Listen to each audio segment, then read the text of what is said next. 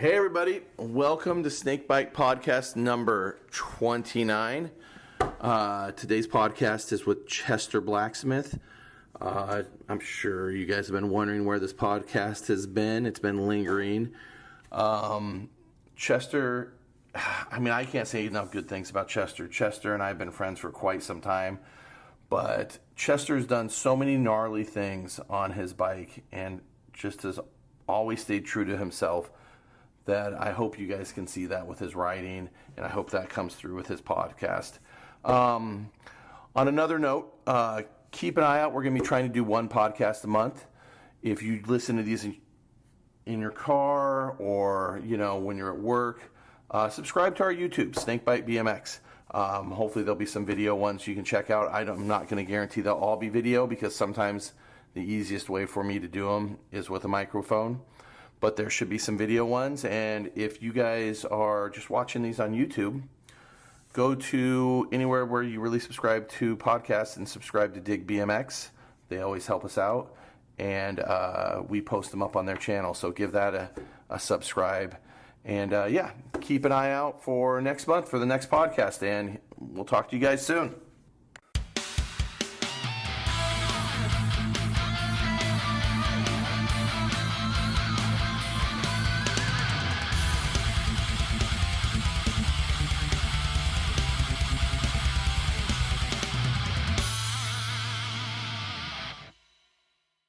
What's up, Chet? How's it going? I'm sitting here with Chester Blacksmith.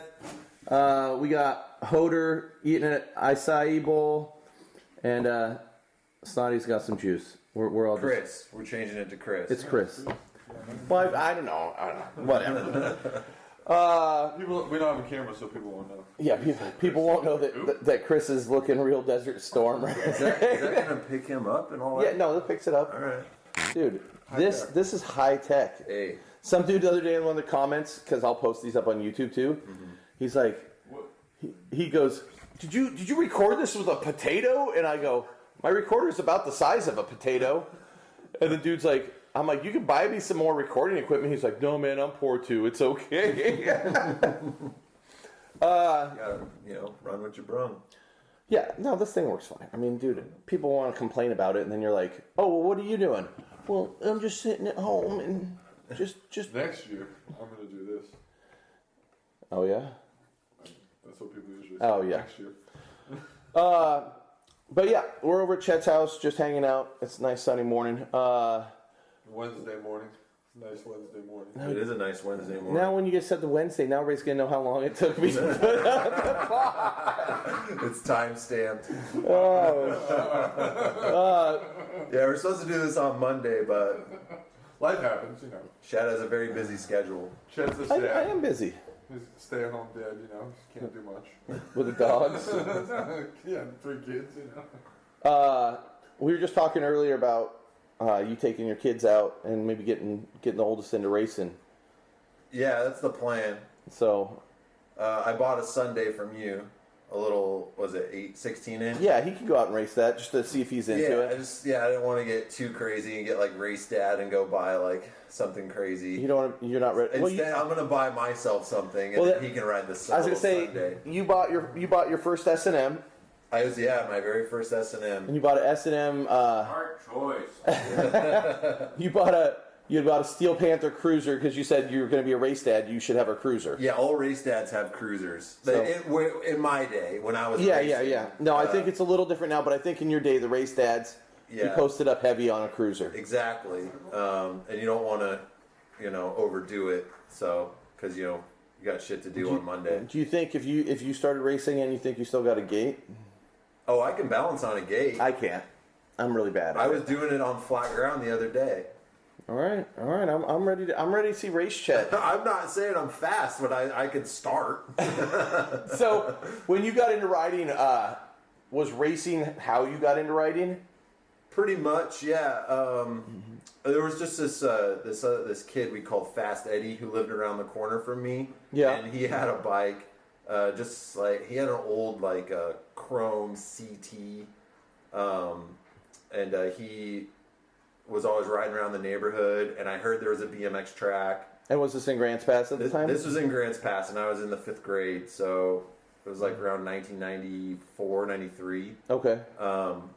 And then I just thought it looked so cool, and I kept begging my dad for a bike, and then for my birthday, my 11th or 12th birthday, he bought me a GT Interceptor.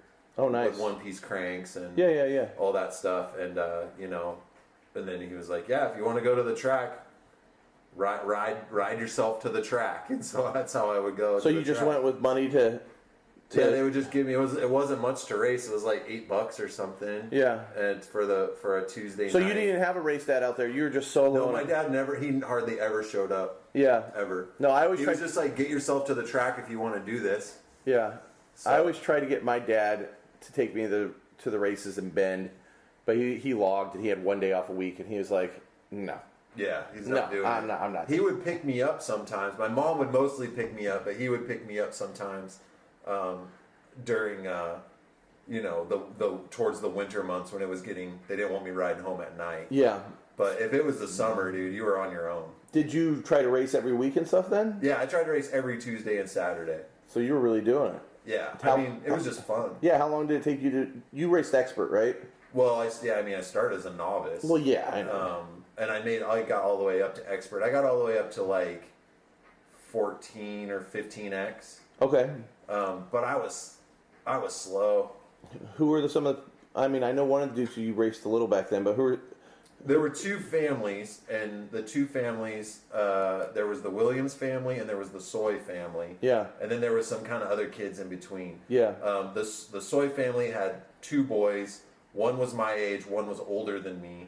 And then the Williams family, they had 3 boys, and one was, both of them were almost my age, and then they had a little brother. Yeah. And I was the slowest out of all of them, so besides the little brother. So you're getting motoed. Yeah, like if it was a slow Tuesday night, I was racing all of them. I was getting like 5th place. Yeah, and then if it was, I don't know, if it was like if I had my own class, I would be 3rd. So and then you, I know you have that photo, or he does. You race Justin Inman once in a while too, right? Yeah, because there was always Grants Pass was a pretty popular track. Yeah. And we always had the Governor's Cup there. The Governor's Cup would always start there. We did Gold Cup qualifiers there. Yeah. We had a national there. Oh, you guys had national there we once. had one national there. They did the Great Northwest National there. Okay. In the summer one year. And Justin, he lived up Inman. He was lived up in Salem area. No, I think he lived up in Rainier at that time. Oh, did he? Yeah. But anyway, yeah, he showed up at motos, and him and I raced. Yeah. Yeah. I saw. There's a photo. Is it the photo you have where you're on the carbon fiber mongoose? Yeah. And what's Jay riding? I don't know what Jay was riding, but it was in the newspaper. Oh, it was in the newspaper. Yeah. I swear Jay's riding like a Hawk or something. It was in the Daily Courier, the Grants Pass local Yeah, newspaper. and you both are like crossing the finish line? Yeah. Who won? Probably Jay. Okay. He probably looked better doing it, too. So, your race career really didn't go anywhere. What kind of got you more towards the freestyle side? Like, Well, in between racing, we would go to these jumps. squirrel? Squirrel. Yeah. And there was this, I guess you can call him a guy. He seemed like a guy to me, but he was also a kid. Yeah. But he was just older than us. He was like 18, Yeah. 17, 18 when we were all like 12, 13, 14. And he secretly built these jumps. And I'm not going to call them trails because that's not what they were. They were jumps. I've been there, yeah. Yeah, and they had like one rhythm section. He built this cool, like almost like a pump track style kind of mini pump track thing. And it all kind of went down this hill. And when we found out about that place, we started going there, anytime we could. Yeah. And we had built like just a bunch of lips with really soft landings. And There was like I remember the big step up jump there. there's 2 big step ups, and that was up the hill. So you had to like walk up this trail a ways. Yeah. And those were cool because there was this really big drop in Yeah. to a giant step up. And there was another giant step up in Grants Pass that we would go to all the time. Yeah. And we were just kind of running free around Grants Pass, doing whatever we wanted. Yeah. And so when we weren't racing, like say Saturday morning, that's where we would be, and then we would go to the track. And I just like the jumping part of it. Yeah. I like learning one-handers and one-footers, and then pretty soon two hands were coming off, and then pretty soon it was like we figured out how to do a 360, and so it was just all kind of progressing. Yeah. And then that got to be way more fun. And then the whole started to get into magazines, seeing like Rooftop doing these things that he was doing on the street, and imagining like going street riding, start looking at Grants Pass differently. Yeah. And you guys hadn't gotten a skate park yet? No, we didn't get a skate park in Grants Pass till 1 year before I left Grants Pass. But did you even know about the other skate parks in the area at that time? No, because there wasn't any that there. Well, because the first one was probably Talent at 97. It was 97, and we showed up there, but it was just the Little Bowl. Yeah, while they were still... They were still building the rest of it. But the Little Bowl, they were letting people... And the skateboarders were like, oh my God, when all these 5 racer kids show up. And like, we want to ride this. And I want to ride it so bad. And I want a freestyle bike. And you were riding... When you started getting into jumping and stuff, what... I know you had that carbon fiber Mongoose. Mm-hmm. What did you have after that? I had the Blue Falcon. So you got the Blue Falcon. Yeah. Which was a great trail bike, because that's when I started going up to Salem. Yeah, so the Schwinn Blue Falcon. So this about when you were 16, and you had the Death Wagon. I didn't get the Death Wagon until you're jumping quite ahead. Oh shoot. So, see, I had my dad was always the outlier. He was always the one that was helping me get bikes. Yeah. But he was never at the track to see like what bikes were cool. So like after I'd wore out the GT Interceptor, I ended up getting a Mongoose Solution, an aluminum one, right? And okay. I was the first kid at the track to have an 1.1/8" headset. Which is probably crazy. What's crazy, right? No one even knew how to work on it. The shit got loose. No, I remember when and they came out to like 4 different dads, and they're like, I don't know, man. This is stupid. This is crazy.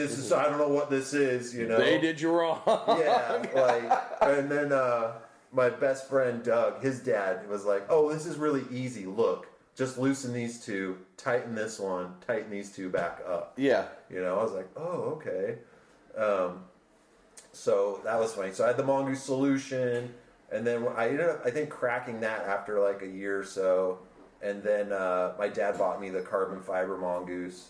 Yeah. And, you know... You're a big Mongoose. Which makes sense. You're breaking aluminum one, so that's probably the carbon fiber one. Yeah, exactly. Now, was that a carbon fiber, like the 90s carbon fiber, where it had steel head tube and like a steel back end, but the carbon fiber down tube? And it was aluminum head tube, aluminum bottom bracket. But then the carbon... And aluminum dropout. And it was just glued carbon to that, right? Yeah. Oh, my gosh. But, yeah. I mean, at the time, that was the sickest shit ever. Did you break that?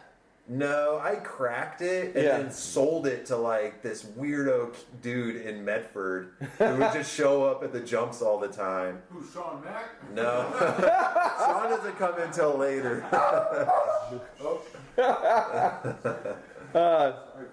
So then I got the carbon fiber Mongoose and I wore that out. But in between those, I was trying to ride freestyle because I kept begging my dad. I was like, Dad, I can't go to the jumps on my race bike all the time. And he's just like, dude, you're going to have to get a job or something. This is ridiculous, you know? So I got a job, and then I would pay for half of the stuff and they would pay for the other half. So I bought a Schwinn because the dealership was just Schwinn. I thought you had a fuzz too. Oh, I had 2 fuzzes. So did you get a Schwinn then a fuzz? No, I wanted this. He had at the Schwinn dealership. He had this really. It looked cool, but it was totally this shit red line freestyle bike, right? It had front back brakes, 4 pegs. The Gork special, dude. It was horrible. So gorked up. But I wanted it because it was a freestyle bike, right? Yeah. And I wanted a freestyle bike, but then I had to come with terms. It's like there ain't nowhere to ride freestyle around here, dude. Like, where are you gonna go in the woods? Like, give me a break. And so I ended up getting like a Schwinn. It was one of the chrome stock Schwinns. Yeah. It wasn't in, like mid-level. And so I just used that for jumping. Yeah. And then that had to change because I wanted pegs. And so then I ended up getting the first fuzz frame, the chrome one. Yeah. Where the the bottom triangle extended over the dropouts, and it had a 14 millimeter rear. Yeah, they're disgusting. Oh, they were gross. I mean, we love you, Fuzzy, but that bike was disgusting. Yeah, I mean, I thought it was the coolest fucking thing ever. Dude. I was kind of cool. Who made it? It was a mongoose. Mongoose. It was pretty sick looking. I was older than you guys. That thing was Bobo. It was no solution, but it was his bike. You had to, also had to reference the fact that I'm in this town of just racers. No, I get it. You know what I mean? I have no freestyle influence. I'm just looking at my favorite rider, what he's riding, and that's what I'm gonna ride. And so, but what sold me on it is it came with a 14 millimeter axle. Like, yeah, I'm never gonna break this thing. Well, what happened was how the bottom triangle extended completely over the bottom of the drop. You just grinded it. I smashed it, and then it was rubbing on my chain while I'm pedaling, and I was breaking chains left and right all the time. Your dad thought that was a great idea. Yeah, and then I'm out there with my new chrome fuzz, or somewhat new, and I'm smashing the shit out of the bottom of the dropout to try and get it off my chain. So then I was like, well, let's get a bigger chain. So, order a kink chain, right? And so then it's just like gets worse and worse. It progresses. So I love that frame so much. And then they had fixed the dropout problem. Still have 14 millimeter axle, and it came in the John Deere green. Yeah. So I got that one. Yeah. Easy talking for Dad on that one. Look at Dad, it looks like the tractor. Exactly. It looks like the mower, Dad.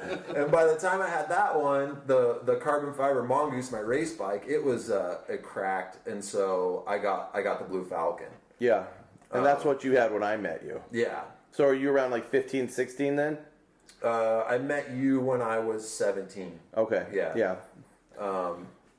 And at that point, when I had quit racing, by the time did you race the Blue Falcon ever? I did. Okay. Yeah, that was the last race. So that was kind of your bike that's like I can do everything on it bike kind of. Well, no, not really, because But it became that. It became that because once I told my dad I didn't want to race anymore, I just wanted to do freestyle. He was pissed. Yeah. Because he was like, because I'd already gotten hurt a bunch, Yeah, we can get into that. And we can get all that. But I had already gotten hurt doing the freestyle stuff. I also got hurt racing, but for some reason he was okay with racing. Race wrecks, dude, they are gnarly. Oh yeah, I mean, one time I broke my chain because Grants Pass. Your chin? I smashed my chain. Oh, your chain. Okay. And I had smashed my chin when I broke my chain. Yeah. But the Grants Pass used to have this really big start hill. Yeah. And I was full speed pedaling, and then there was a tabletop, and I broke my chain. Or no, my chain derailed because I'm a fucking idiot. And I literally just plowed myself into the face of that tabletop, knocked myself out. It was pretty bad. But once he had found out that I was done racing, he quit supporting me. So once that fuzz was toasted, Done deal. You're on your own. Buy your own shit. And so then I was like, well, I got this Blue Falcon here, and I'm trying to grind down rails and stuff. So that's what I ran. So by the time you got so were you doing handrails downstairs and stuff on the fuzz? Yes, that's where I started. I did my first rail on the fuzz. Okay. And then, when I met you, you had the Blue Falcon. Brian, if you guys know what the Blue Falcon is, it's a Schwinn Brian Foster signature, high-end race bike. But he rode trails and stuff on it, too. Great trail bike. Just a great, riding in the dirt or going racing. But not really the best dropouts for pegs. Not the best rear end, not the best anything, really, other than just going to the trails, doing turn downs if you can do that, whatever, all that stuff. But you had pegs on it, and it was brakeless, and you were doing backward handrails. Yeah, because I didn't want to run V-brakes. It came with V-brakes on it. So I was like, well, this isn't going to work for freestyle, so I just took them off. So that's about the time you started. Well, by that time, you had a skate park. There were skate parks around you, and you were starting to travel around the state to session. We got to back up just a second. I know what happened with the fuzz. Okay, so I got the fuzz, right? Yeah. The green one. I wore that thing out, and my dad, because I had quit racing, my dad was like, you have to get a job if you're going to buy any of this shit. We're not buying it for you. So, I got a job. I saved $1,000, and I wanted to buy an S&M or a standard. Yeah. But those really only came in, you have to buy a frame, you have to buy bar, you have to buy all the shit. Yeah. And I'm like doing my dance comp wish list, you know, when you go through the magazine and circle everything, and I got a little calculator there. And I'm like, this is way more than $1,000, dude. And I worked all summer, and then You get a frame. yeah, and then, Bars. yeah. Well, the standards have always been so expensive. I know, They because were that's expensive before because I was expensive. getting all this influence because I was going to Salem all the time. To the Salem Trail. To the Salem trails, and those guys hated me because I was on a fuzz, and I wasn't on an S&M. I can tell. So Bitch dog you go out out there, and Mitch was cool. Mitch was cool. Was Was it- Brennan and was Inman out there at the time still? Jay was out there. But he had that red S&M at the time. He had the red S&M, and he didn't talk. I was a What else is loudmouth. new? Yeah, I was like so excited to be there, and like this is my first realization that wow, these are real trails. Holy shit! Like this is what I see in the videos on the East Coast. Yeah. Like we always dig at my jumping spot, you know, but we would dig it.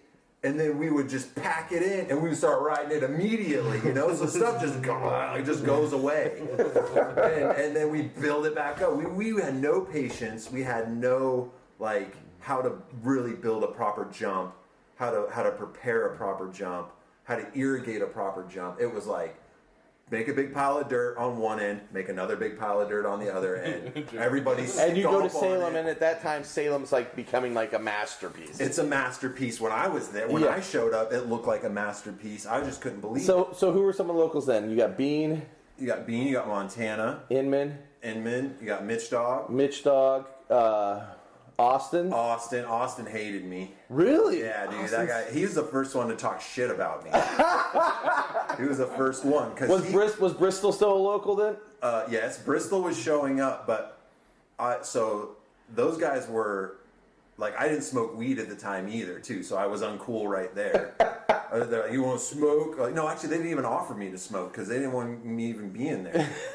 And like, I'm there with a shovel in my hand. Like, I want to be a part of this, right? This is amazing. I want to be a part of Who this. did you have with you? Just me. Oh, Josh Foss was with you? No. Okay. No, so the very first time I ever rode that place is my old friend Josh Ellis. Yeah. He had moved up there from Grants Pass, and he calls me. He's like, "Dude, you will never believe these jumps that are here." How did you He's find like, him? Well, because he was riding. He just finished high school. He was about to go to college, and he's like, "You cannot believe you have to come up here."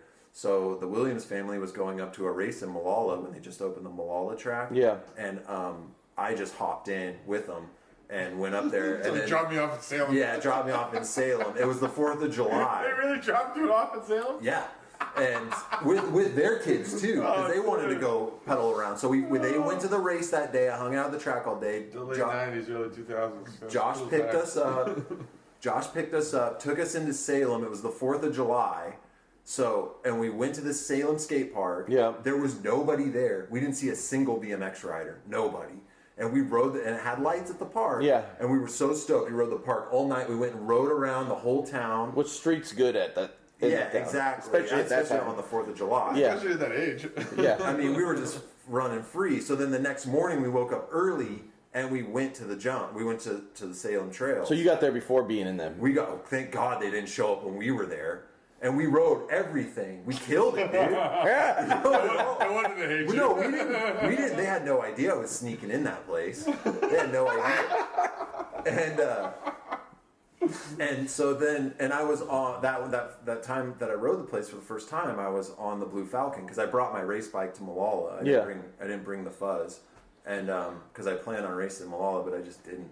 And we rode, and it was like incredible, man. I just remember being like, wow, just blown away.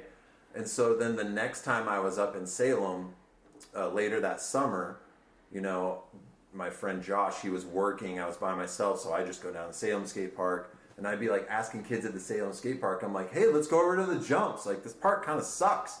Like, there's these sick jumps over there, and they're like, nah, we don't go there. And I'm like, what? They're like, nah. And I'm like, all right, whatever. So I would just roll over there in the afternoon. I assume Bean and those guys had jobs or something. Yeah. And I was just jumping and I wasn't watering anything. I didn't know. Dry guys sneaking in. Just... But listen, let me tell you something, man. I was good at riding those jumps. I was smooth, everything, dude. And I was threeing like most of them. I was trying to figure out lines like to get into the hip line and stuff. So I'd already had a lot of practice there. And then I went there one evening, and they're all there. And I'm like, Hold it. And you rolled up, put your bike over the fence. no, and there's no fence at that it's time. before. But Yeah. they all just were like, shh. Everybody just looked at you. Yeah, Looking like Pee Wee Herman walking into the bar, dude. I'm on the fuzz at this time, right? I got Primo Stiffy pegs. They don't like that. And they're all. I'm looking at all their bikes. They all have S&Ms and standards. And Austin was the first one to say something because he showed up after I did, and he was like, "Holy fuzz!" And I was like, I had a shovel. Like, I'm like, please someone tell me what the fuck to do. I don't want to like. And then, I ain't touched the shovel since I've been sneaking down here. yeah. I've just been riding them. I've been riding them. Well, I was riding there one day by myself, and Bristol showed up. Oh. And Officer Bristol, dude. no, dude, he didn't care because I was almost landing tail whips off this one, and he was like, "Oh wow, dude, that's sick." I was like, "It's so cool to ride with somebody." He was cool as shit. I was like, "The locals are cool." Until like the next day when I met the locals, and I can understand why, but they were salty then, and they were like. And they were mad that I could ride everything, and then I could do all these 360s. That's how I felt in my head, right? They don't like me because I'm too good. You know? And it was like, I wasn't tagging, I'm sitting there, I'm like waiting for everybody to ride. I was like, I finally had got it after working with them for a minute. I was like, oh yeah, these motherfuckers, these guys are like serious. I'm like thinking like, yeah, this stuff just didn't appear. Like, It didn't grow. yeah, it didn't just grow out of the ground. Like, these guys really worked hard on this stuff, so I got to play cool. And they just were not having it, dude. They were not having it. They would just not, they were just talking such shit to me. And then so it kind of just forced me to end up going back down to the skate park. And I was like, well, I can do handrails. And I haven't done all the handrails in Salem, so let's go find some handrails, So we would do these street night riding missions at night. Who are you riding with? That's when I started. That's when I met Ryan Evans. Yep. And my good buddy Eric Sudich, rest his soul. And this other kid, Ben McEwen, who still lives there. And Ben was... I forgot there's another Ben McEwen. Yeah. There was two. I forgot. There's twin fin Ben McEwen. No, Ben McDaniel. That's right, Ben McDaniel. Yeah. And then... there was a couple other dudes that kind of rolled around, and those dudes were all cool. They were like, they didn't give a shit if I was on a fuzz. They just want to see me send myself off a handrail. This dude does rails. Let's watch him. Yeah, they're like, we know another one. I'm like, oh, cool. They're just going around There's this town. other one over here. Just going around And town James when you're not Cox. around. Yep. And so James Cox was there, and me and James we became real good friends, and me and Ryan, and those guys really, they were cool. And I would just got this real hatred for, like, not hatred, like Chris Styler, Montana. Yeah. Like he was always cool. And he was cool, and all those trail dudes, they talk shit on him too. and Well, it didn't help him. and I know, but like we're all dorky, right? Yeah, He's everyone's dorky like- too, and like.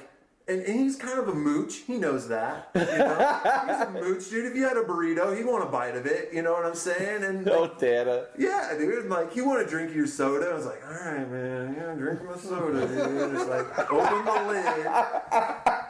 lid. And so it was a mooch, but like, he was cool, dude. And And Tana could ride street really good back then, he too. could ride street, he could ride the park, and he could ride the trails. Yeah. Like, No. and he had good style. He was on the right bike. I was like, this dude's on the right bike, and these guys still don't like this guy. Like, what is wrong with these guys? Like, you guys are... Montana grew up riding with Ryan Evans. They kind of came up to, when I first met him, Yeah. they were like kind of BFFs when they were really little. Yeah, they were.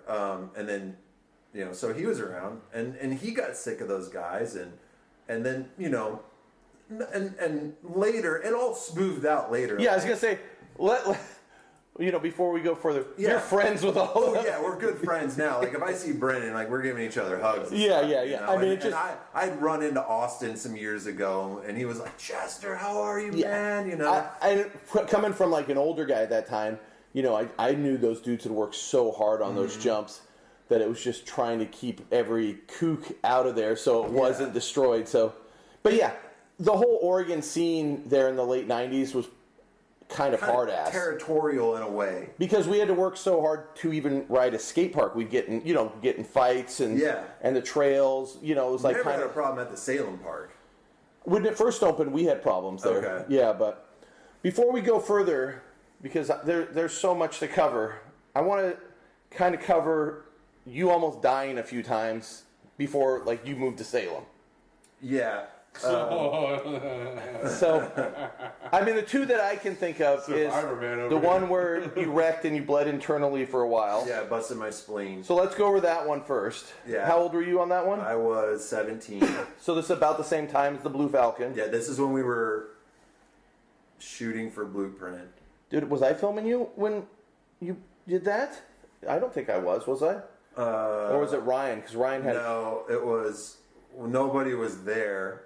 But It was me and Josh Foss. So it was during that era we were filming. Yeah, for yeah, Blueprint. and I was very confident in handrail Yeah, ology. I'd say you and Jeremy Davis, We'd go for it. You guys- I did not care. no run-ups or anything. It was just like... Yeah, if it was real sketchy, I'd take some run-ups, but most of the time it was like, oh, there's one. Let's just see what happens. Yeah. You know, it was just it was like a 3-stair with a really long flat rail at this school in Grants Pass, and I had hit it a couple times, but I wanted to do it faster because it's real long. I wanted to grind the whole thing. Yeah. And I figured like, if you go faster, you don't need balance. So No, yeah, we used to say the faster you go, the further you land down, the less you have to grind. exactly, and then I caught an upright going real fast, and it shot me over the bars, and I landed with my left elbow underneath my left side of my ribs, like just a body slam. Yeah. And immediate pain. I never felt that pain still to this day, even after getting a compound fracture in my leg, because there was no shock. It was just pure, oh my God, what is this pain? Your body's setting out a red alert. Yeah, I couldn't breathe.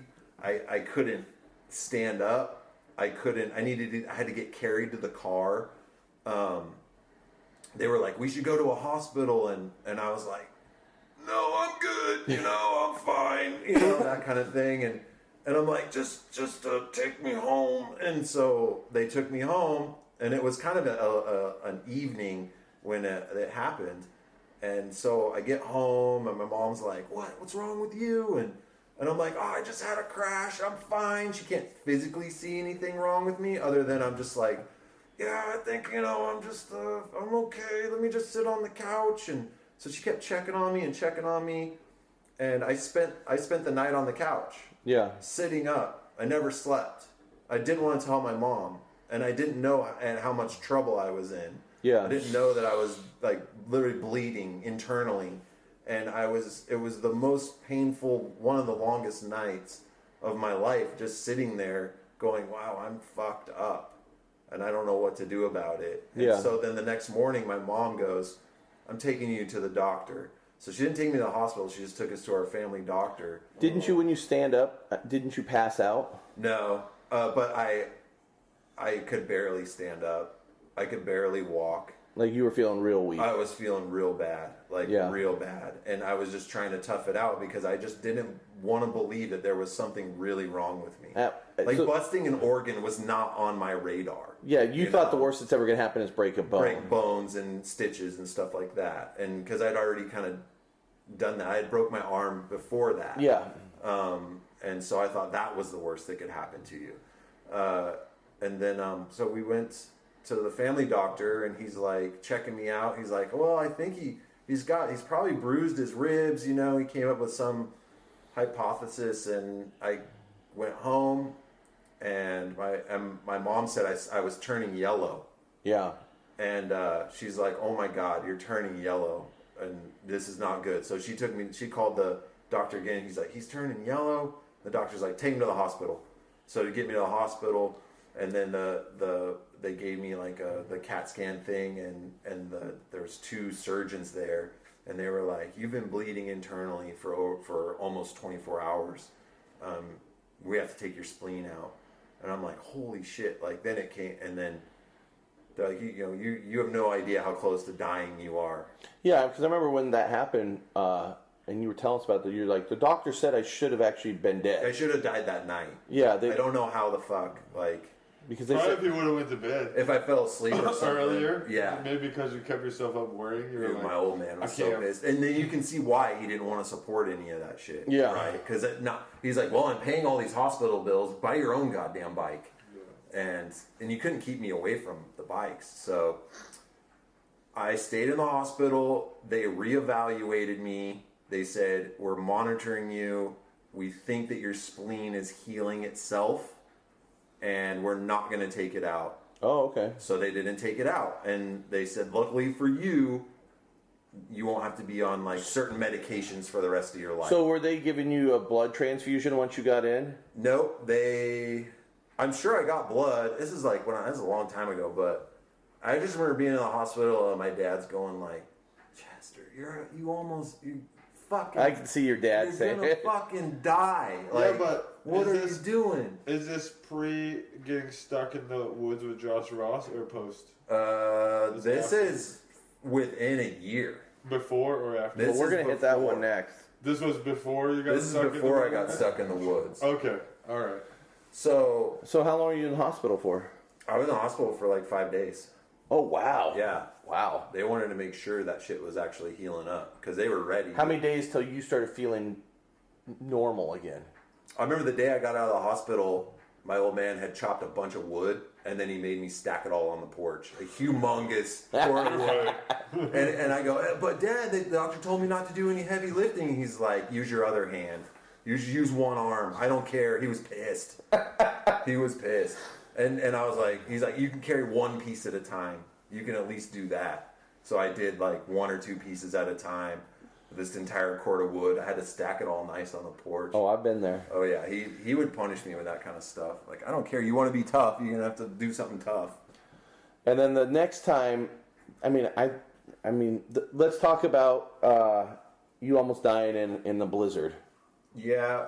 Well, we decided. My friend Josh Voss.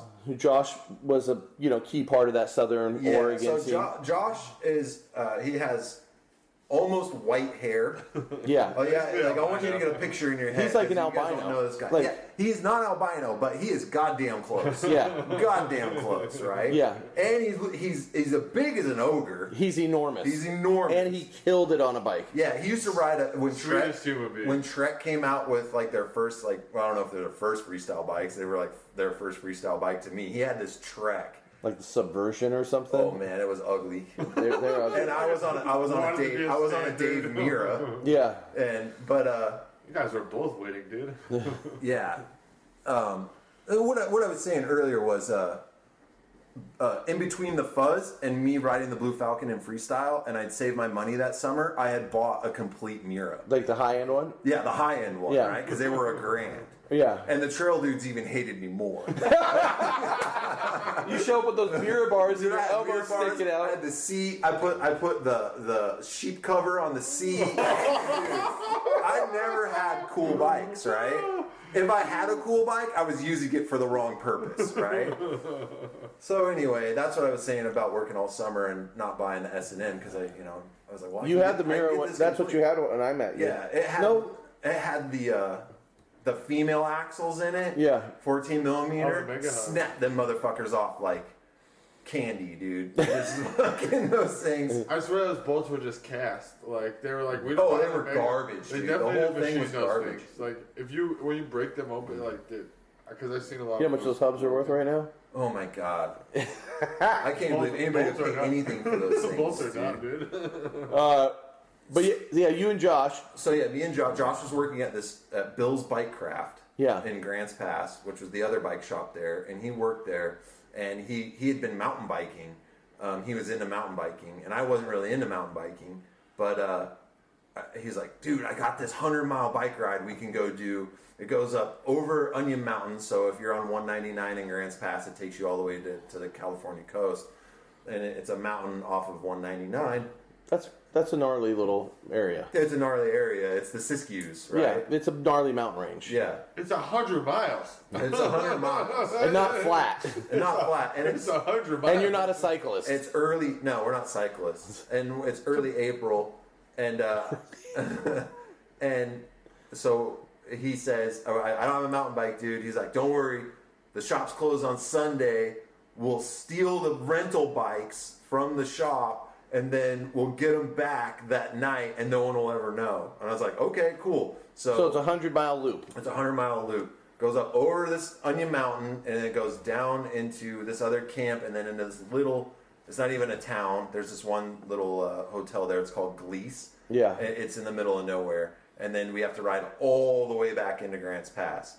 So he takes these bikes. We get a late start because him getting the bikes, we're dumb, young. I'm 17, he's 18. My other two friends, my friend Doug and this other dude. So there's 4 of you. There's 4 of us and Jake, so there's 4 of us.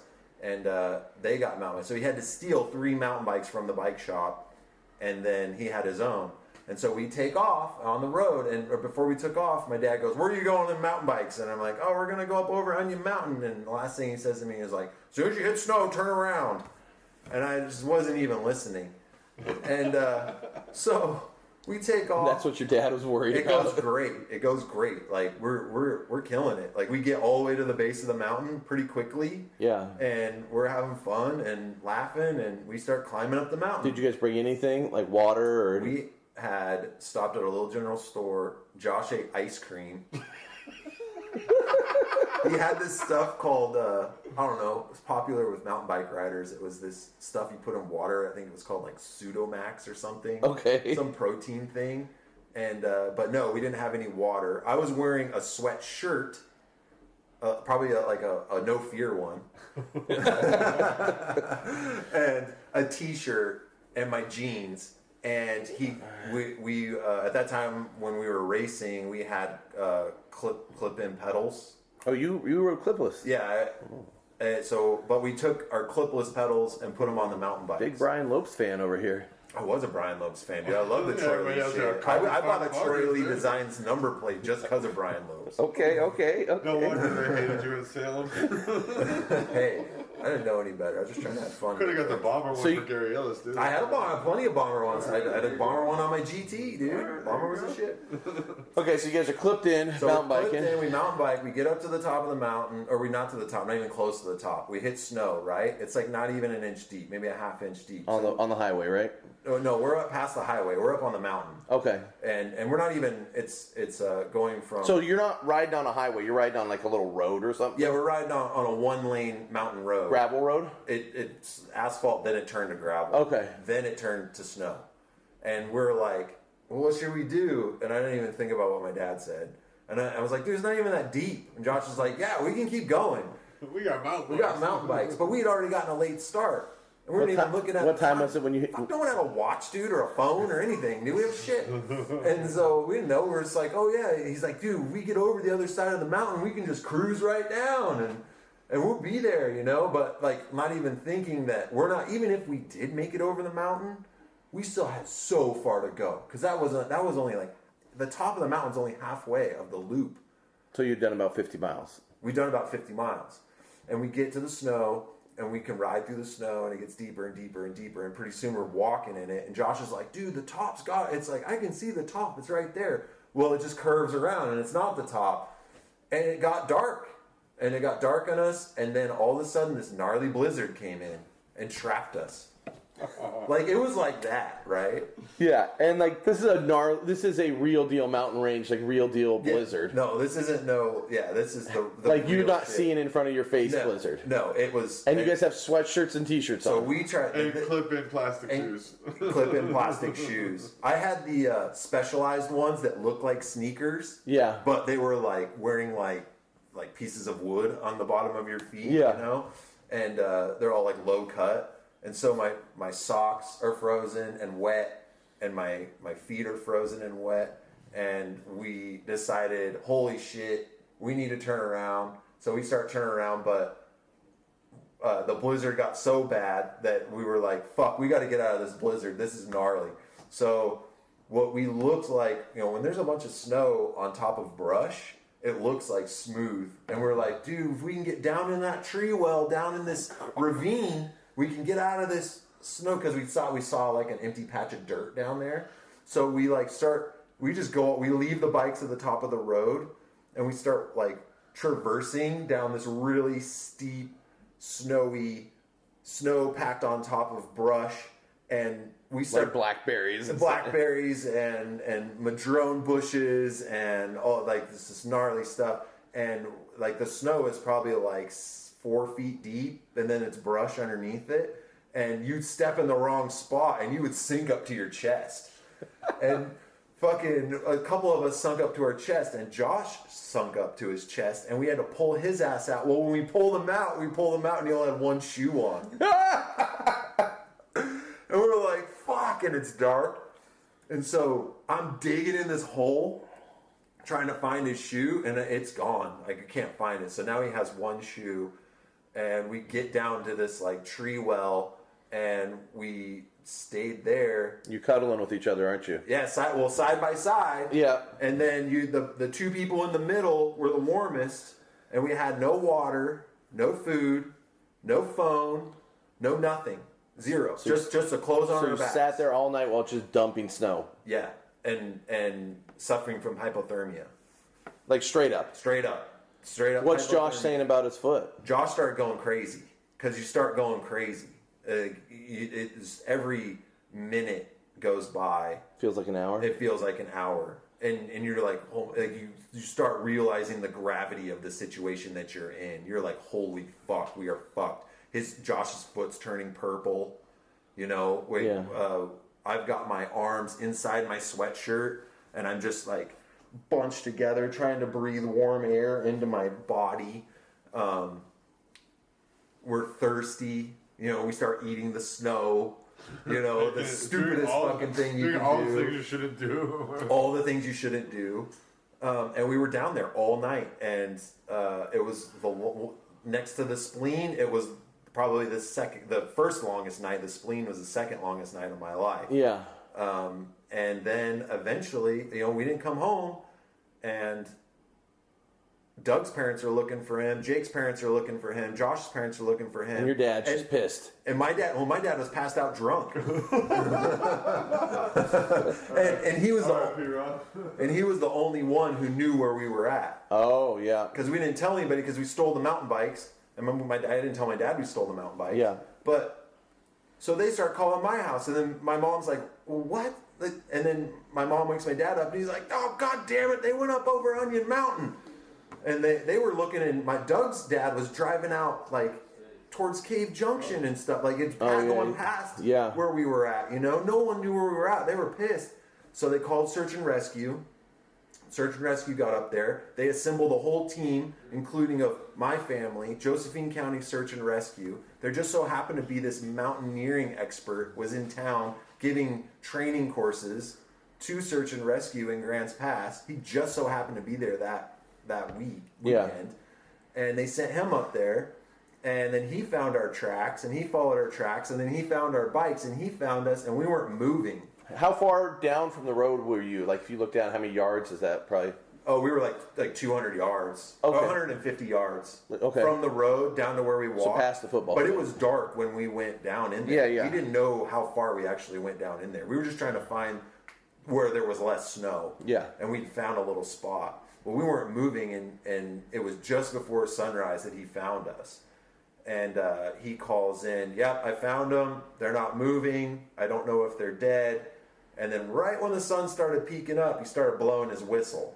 Yeah. And I couldn't even believe that we were hearing something. Were you asleep, or were you just like crazy? No, we weren't asleep. We just like you'd have like snow building up on your nose, and then you'd have to like wipe the snow off your face and stick your face down your sweatshirt, and then you didn't want to if you were in the middle, you didn't want to switch, because you could literally go to the outside, and you would get colder like so fast, and you'd be like, damn, it's time to switch, and so you'd have to switch around, and Josh's foot's purple.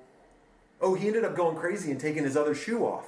Oh, okay, good. Yeah, That's so good. so he's barefoot, one sock on one foot and and one sock, or no, he had 2 socks on, but he just took his other shoe off. Yeah. And we didn't know what we were gonna do. We tried to make a plan. Like, I felt like I could climb out of there, and get help when the sun came up, because we knew Josh wasn't gonna be able to walk. Yeah. And so, but luckily the search and rescue guy found us. They sent a team up there, and they had to get a helicopter to get Josh out. So they called a helicopter from Portland, a search and rescue operation, to get him out. Yeah. But the helicopter wasn't coming until later, so they got me, Jake, and Doug out of there first. Well, when the sun came up and we saw how deep into this side hill that we were, it was like, holy shit, the road is way the hell up there. Yeah. So we had to climb out of that. Like, we were exhausted. The guy gave us his lunch down in that hole. Yeah. And then we got out there and we got up to the top, and then there's this snowcat Like they use on the mountains. like they use on the mountains, but this one looked. So is Josh still down there? Josh's still down there. They got him wrapped in the emergency chrome-looking blankets. Yeah, and shit.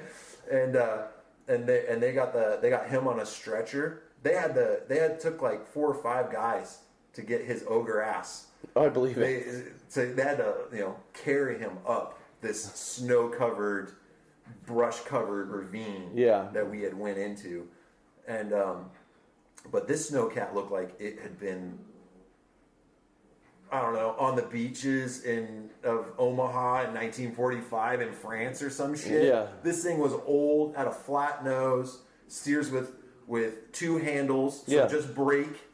So just brake left, brake right. Yeah. And it looked sketchy, but when we got in it, it was all metal interior. There's no cushions, and it was basically, just glad to be in there because the heat was on. Yeah. It was just like, oh my God, I'm telling Doug and Jake, like, holy shit, we made it. I hope Josh is okay. I hope we can get out of here. And we were like, oh, and the driver's like, we got him. We're heading down the mountain.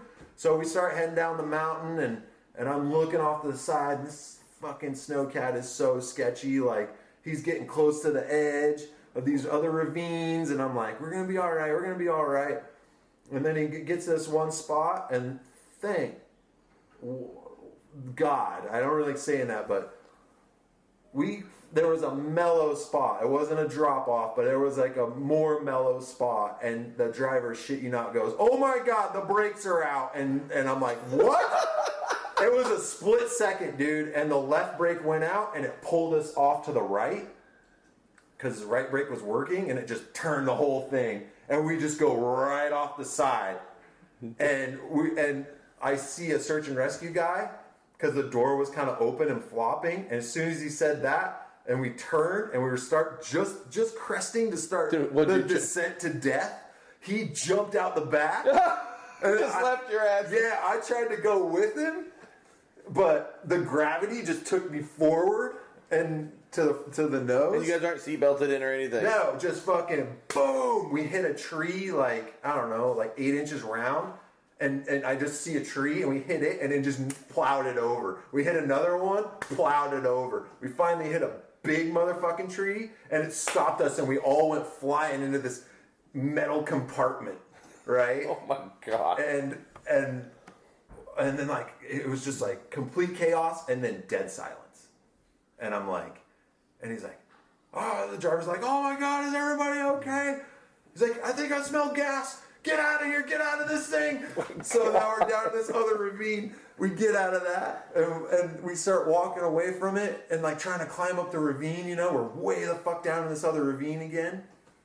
And everybody's okay, by miracle, everybody's fine. And I'm just like, holy shit. And I just start laughing. I didn't know what else to do. I had no other emotions. I was just laughing my ass off, and the guy's radioing down. And everybody seems okay, but I think Chester's delusional, and I don't know what to say. I'm just looking at Doug like, what the fuck, dude? Just like I'm at like some kind of comedy show or something. This is insane. So they sent snowmobiles up. They got us down to an ambulance. They checked all our blood sugars. I had like very low blood sugar. Even if I would have been able to try and walk out of there, I would have collapsed. I would have been dead. And then I got home that night. I was a little too old to get my ass whooped, but I know he wanted to whoop my ass, my old man. And the next morning, or he goes, okay, well, I don't know really how to punish you because I scared the fuck out of everybody. Everybody's family was so upset. Yeah. It was in the paper. The paper never reported on the snowcat crashing because they didn't want to, give a bad thing to the county search and rescue. And the next morning, he made me go to school. Next day, you just went to school. I had to go to school. And no one could believe it that I was at school. Doug didn't go to school for 2 fucking weeks. 2 fucking weeks. The motherfucker, my feet were so blistered from the snow being wet and walking. Oh, I'm sure. And those shoes, those clipless shoes, like I had the humongous, gnarliest blisters all over my feet. Like it was so painful to walk. And he sent my ass to school. I show up at school, and me showing up to school made the gravity of the situation seem less because, well, he's at school today. It couldn't have been that bad. Yeah. You know what I mean? And I'm like, dude, at every period, every class, I had to tell this story. What happened to Josh? So Josh got helicoptered out. They wanted to press charges endangering minors because he was 18 and we were all below 18. Oh my God! You're just screwing this dude. Yeah, and his family has no money. Yeah. None. They raise their own chickens for eggs and shit, right? Yeah. And they wanted to press charges. They ended up dropping the charges because they knew that they could get themselves in a lawsuit because they used faulty equipment to rescue us. Oh yeah. The best part was, which is funny now, when we finally got down to the ambulance, there's this like brand new Ferrari looking fucking snowcat sitting on a trailer, dude. I'm like, yo, what the fuck? What's up with that snowcat? How come that one didn't fucking show up, dude? It was my uncle's snowmobile team that he assembled, and they wouldn't let my dad go up there because they thought we were dead. So they didn't want your They dad didn't want to my see dad, it. and my dad was pissed. He's in Vietnam, and so he's fucking yelling at everybody. He's trying to organize a base camp. Like, you are here, you are there, and they're like, sir, and he's like, no, I'll fucking kill you people. Like, that's my kid up there. Like, you can't go up there. And but yeah, and I mean, even my aunt, like, who lives way the fuck out, she came out. Doug's whole family, like, dude, it was gnarly. And Josh's feet are still fucked up to this day, right? They're still fucked up. Yeah, I remember he seeing didn't have to have any toes removed, but he was damn. But they're close. still like weird colors and stuff. They're weird colors. He's numb. You Yeah. know, like his feet were never the same after that, ever, and they never will be. But yeah, and he had to spend like 3 days in the hospital. I believe it. Yeah, Yeah, I wanted to get the death stories. those are the two close to death stories that I had. So let's kind of jump back into, kind of where we were at on things is you're filming for Blueprint. Mm-hmm. I mean, that was like, I filmed that. I wasn't the only filmer, but it's video. Yeah. Portland Video. And I remember you kind of coming around to the old Salem indoor. Mm-hmm. And, that time the scene was popping. Yeah, and it was really connecting on a lot of levels.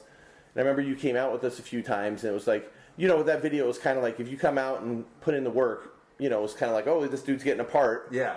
And you kind of came in 3/4 of the way through filming. That's right.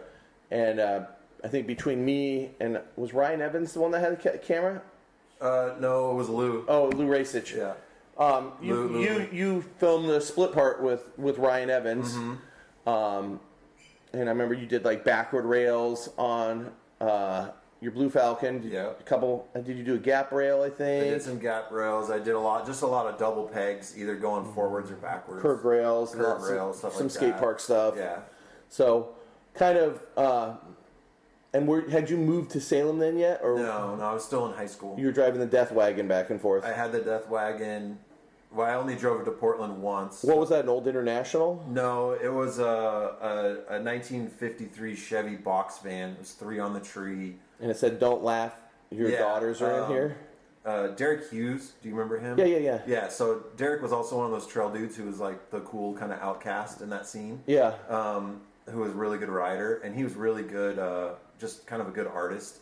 And when I bought the van, it already had this weird, like, Medusa lady on one side that was holding an eyeball, and then the other side it had this skull with bolts in its neck. Yeah. And then so I drove it up to Salem, and one night, we're sitting around. We didn't drink or anything, but Derek was like, "Dude, let's do something cool. Let's do some cool graffiti on your van." I'm like, "I don't know, man." He's like, "Well, we should come up with something." So we ended up calling it the Death Wagon, and then he did a really cool stencil of Death Wagon. But then he started doing some extra stuff, and I wasn't around. And the next morning I come out there and it says, "Don't laugh, your daughter might be in here," underneath it. And I'm like, "Man, I don't know, man." He's like, "No, it's cool, leave it." So I just ran it, and it was hilarious. Yeah, the high school had a problem with it. They revoked my parking pass. I always had the police were always like, we stole a fuck ton of street signs around town or wherever we were at. And we plastered the whole inside of it with street signs. And it was just basically the rig to get, because the talent park was finished at this point, and it was our rig to get to and from talent. And I drove it up one time to Salem and Portland to go ride Burnside and stuff. But yeah, it drew a lot of attention. Yeah, no, it was a funny van. I just remember you guys coming around. Like everybody called it an ice cream truck. That's kind of what it was. It was a little bigger than like your standard ice cream truck, but yeah, it did like 55 tops. It's fast enough. Fast enough for the freeway. Yeah. Yeah, so around that time, like, you're filming for Blueprint, and then you kind of were meeting some of the riders up there. I remember, like, you started riding with Lou Racich a lot. Yeah, because Ryan Evans knew Lou Racich. Yeah. And he's like, and Ryan told me, "Hey, you got to meet these kids. They just level up a little." Lou and his brother Lee. Yeah, Lou and his brother Lee. You got to meet these guys. They're super cool. And I don't even think Lou, when I had met him, he'd really even, like, done a handrail. And was Lou, he was like a year younger than you? He was, actually, we were the same age. Okay. Yeah. But I got held back in the second grade, so he was technically one grade above me. Okay. So he had graduated, and then I had graduated. Or we graduated at the same time. I can't remember. Yeah.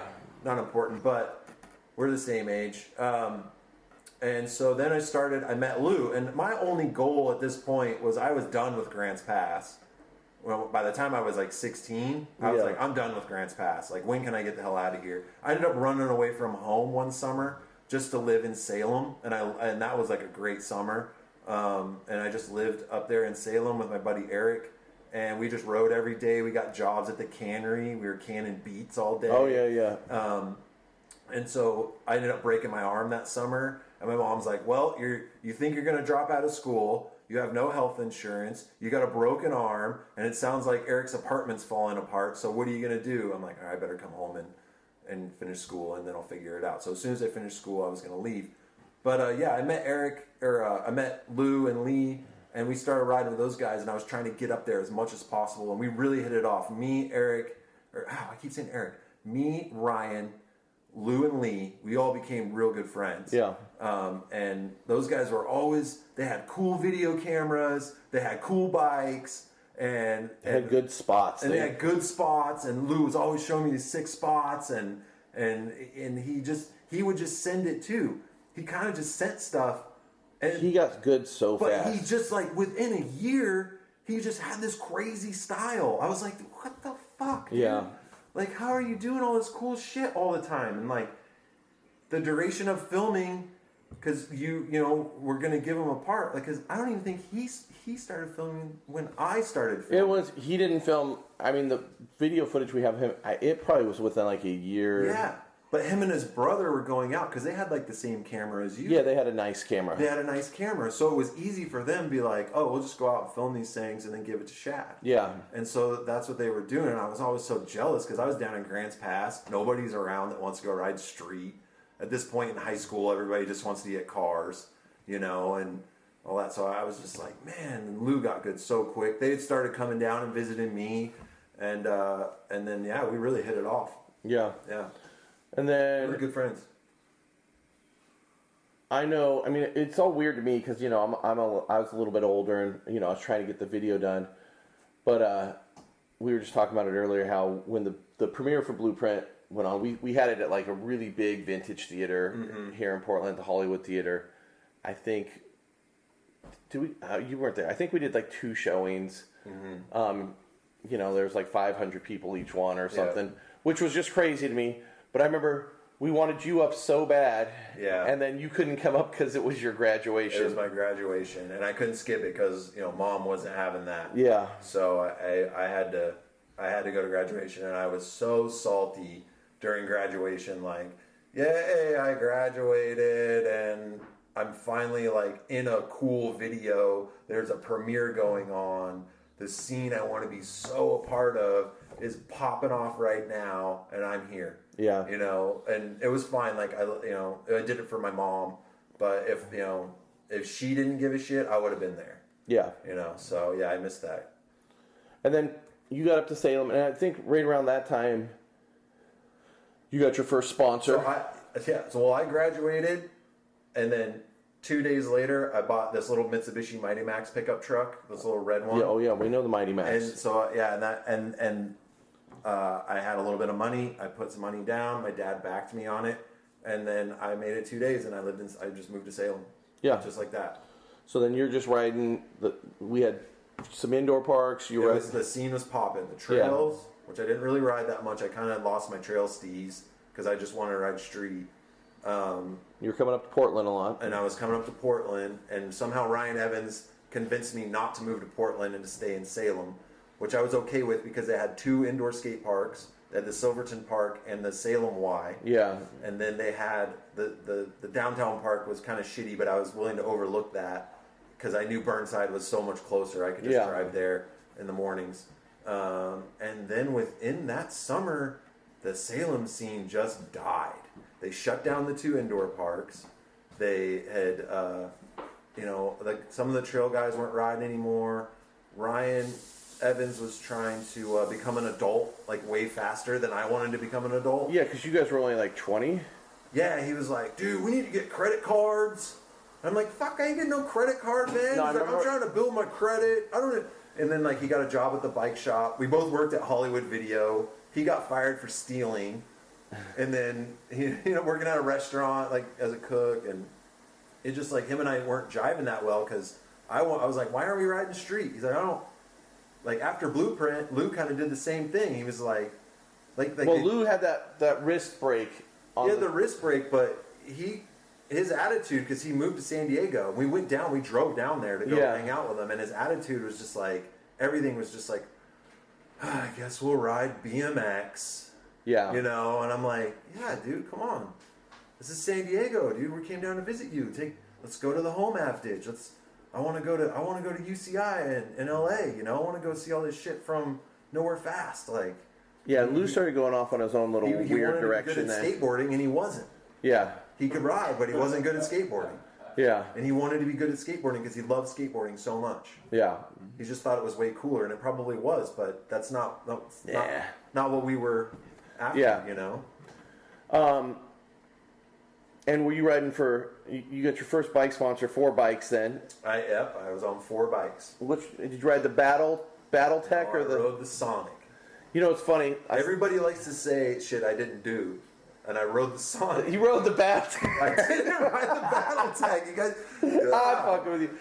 Still running terrible shit at this point. Still haven't learned my lesson. I'm like 19 years old. Still haven't learned my lesson.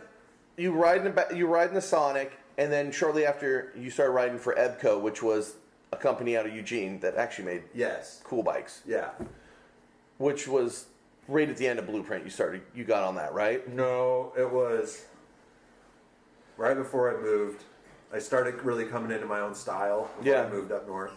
And this dude, Brad, who just so happened to move into Talent, and he had like a fabrication shop in his garage, or what resembled a fabrication shop. Hey, I have a frame sponsor. You're pretty good. You want to ride it? And I'm like, yeah, man. And he's like, here, I'll get you a deal with Etnies, like some flow. But turns out he just went and bought a pair of Etnies and gave them to me. So I was like under the impression that like I was going to get flow from Etnies, and at the time, Justin Inman was getting flow from Etnies. Yeah, because Justin was starting to blow. I mean, I know he got kind of flow from T1, flow from Etnies. Yeah. And I don't know if he was on Fit yet because Robbie hadn't started yet. Yeah, but Robbie was still with T1 and helping him out with stuff, and yeah. And then I remember you guys being at the Talent Park one time. You guys all came down, and I'm like, yeah, dude, I'm getting flow from Etnies through this 4 bikes, and and Jay, and you were looking at me like, no, you're not, motherfucker. Like, and I'm like, well, that's what he said. And so I believed him. I tried to believe him because I wanted it so bad. Yeah. You know? And then I realized, like, no, because I asked for, like, hey, can you get a hold of Eddie's, give me another pair of shoes? He's like, I don't know if that's going to work out. And so, but still, at the time, you were probably just hyped to get a bike that. yeah, someone was giving me Yeah, it. for sure. You know what I mean? Like, I made it. I mean, you know? to anybody, that first step, you're like, oh, shoot, you know? Yeah. And then, how'd the EBCO thing come around? Well, the EBCO thing came around. Do you remember when we took the EBCO trip? Because Ryan Evans was on EBCO. Yeah. And I was still on 4 bikes. Yeah. And we took that. We're trip. hitting really cutty NorCal and Northwest companies that some people are like. I had to get on this trip, right? Yeah. And so it was like a big Northwest crew. We were going to head down to the 2-hip contest. Okay, so it's the one we went to the 2-hip contest. Yeah. So you still had a 4-bike? I still had a 4 Really? bike. Okay, set. okay. And we stopped in Talent, and that Brad dude came out, and I was working at that video store at the time with Ryan. Didn't you quit to go on that trip? No, I told him, and you told me to tell them this. I don't know if you remember this, but you told me this, and I was like, this is the fucking best excuse in the world to get out of work. Is it the excuse I used to go to Canada that your parents are splitting up? Yes. Yeah, I've used that So excuse. I told them that my dad's in jail, and I have to hurry up and go to Grants Pass and help my mom move out. I've used that. I've pulled that excuse like 3 times on jobs. And you told me, like, just tell them that. Yeah, I was 'cause like, that's a bulletproof fan. There's nothing they can say, and they're not going to dig. Yeah. They're I'm going to be like, oh. Yeah, I got to get my mom out of the house before he gets out of jail. Yeah. And they're like, how long are you going to be? I'm like, I don't know. Yeah. I don't know. And so it worked like a charm, dude. Next thing you know, I'm in a van just having the time of my life. That was a good on the way trip, to yeah. California. It was one of the best, most memorable So that trips was of like- my life, dude. The EBCO team, I mean, there was I was Jeremy. with the whole EBCO team. and I Jeremy was on a there. I was filming it. Well, I was trying to film it for props. The 2-hip contest got a little too crazy and didn't end up Yeah. making it into a props episode. But there was like Riley Peets, Forrest Berkey, Alan Parker, who from up here? What's his name? Oh, Mike Lund. Mike Lund. I wasn't thinking Mike. I was thinking Ryan Evans. and then Camacho. Oh, Camacho. David Camacho. Yeah. Oh, that's right. David Yeah, was on that trip, of he course. killed it. Yes. And then we picked you up. Picked me and Ryan up. Somehow everybody had a Yakima rack to slap on top of this van. Yep. So we rigged all that. We had to stop in Eugene, pick up Jamie Riley. McFarland was with us. Jamie was with us.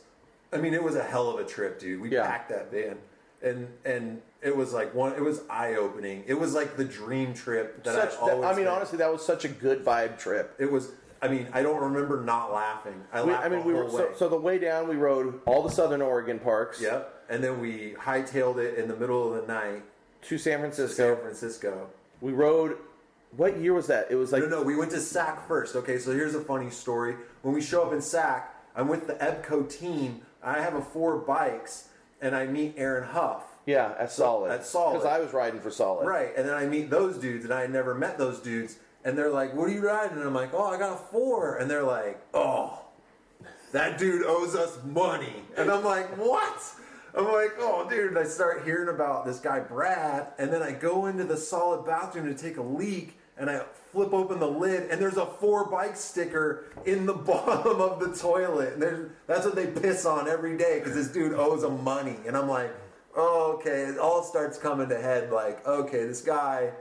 obviously owes these dudes money, and these guys have a legit shop, like, manufacturing bikes. I'm like, this guy, I just feel bad. So Brad's listening because I do talk to Brad once in a while. Yeah. We were all kids. We're all kids, dude, and I can't thank you enough for showing up and being like, hey, man, here's a frame, because I really needed that back but then, I mean, you know? honestly, everybody was kids back then. Yeah, and, like, I didn't know, and, like, maybe you did owe them money. I mean, I've owed people money. Clearly, they put a 4 bike sticker in the toilet and were pissing on it. I mean, I've seen a couple KP Ripper stickers in the... My next question was, how do they get that thing to stick in the toilet into the water? Well, I remember... when Kevin Porter left Solid, they had KP stickers in the toilet. Yeah, they love doing that. That was their little, like, I don't know, man. But we rode street and Sac that day too, didn't we? We rode street in Sac. We didn't ride any street in San Francisco. It was cold as balls. It was during so the cold. contest. I remember it was the 2002 or 3, but it was the one where they had the car. It's the one where I'm having a brain fart. What's the name of the road for Redline did the first 360 downside whip? They called it the Iron Monkey. Ryan. No, not Ryan.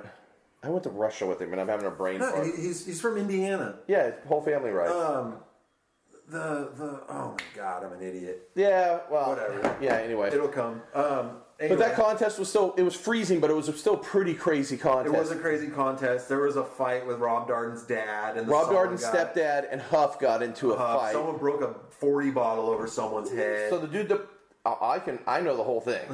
So Craig Hoffman, the welder for Hoffman, for Solid, has his spray paint. He's lighting it on fire while people are hitting the wall ride. Yeah, they're doing wall. And then I think some words were exchanged because Rob Darden's mom and I think his stepdad were there. Mm-hmm.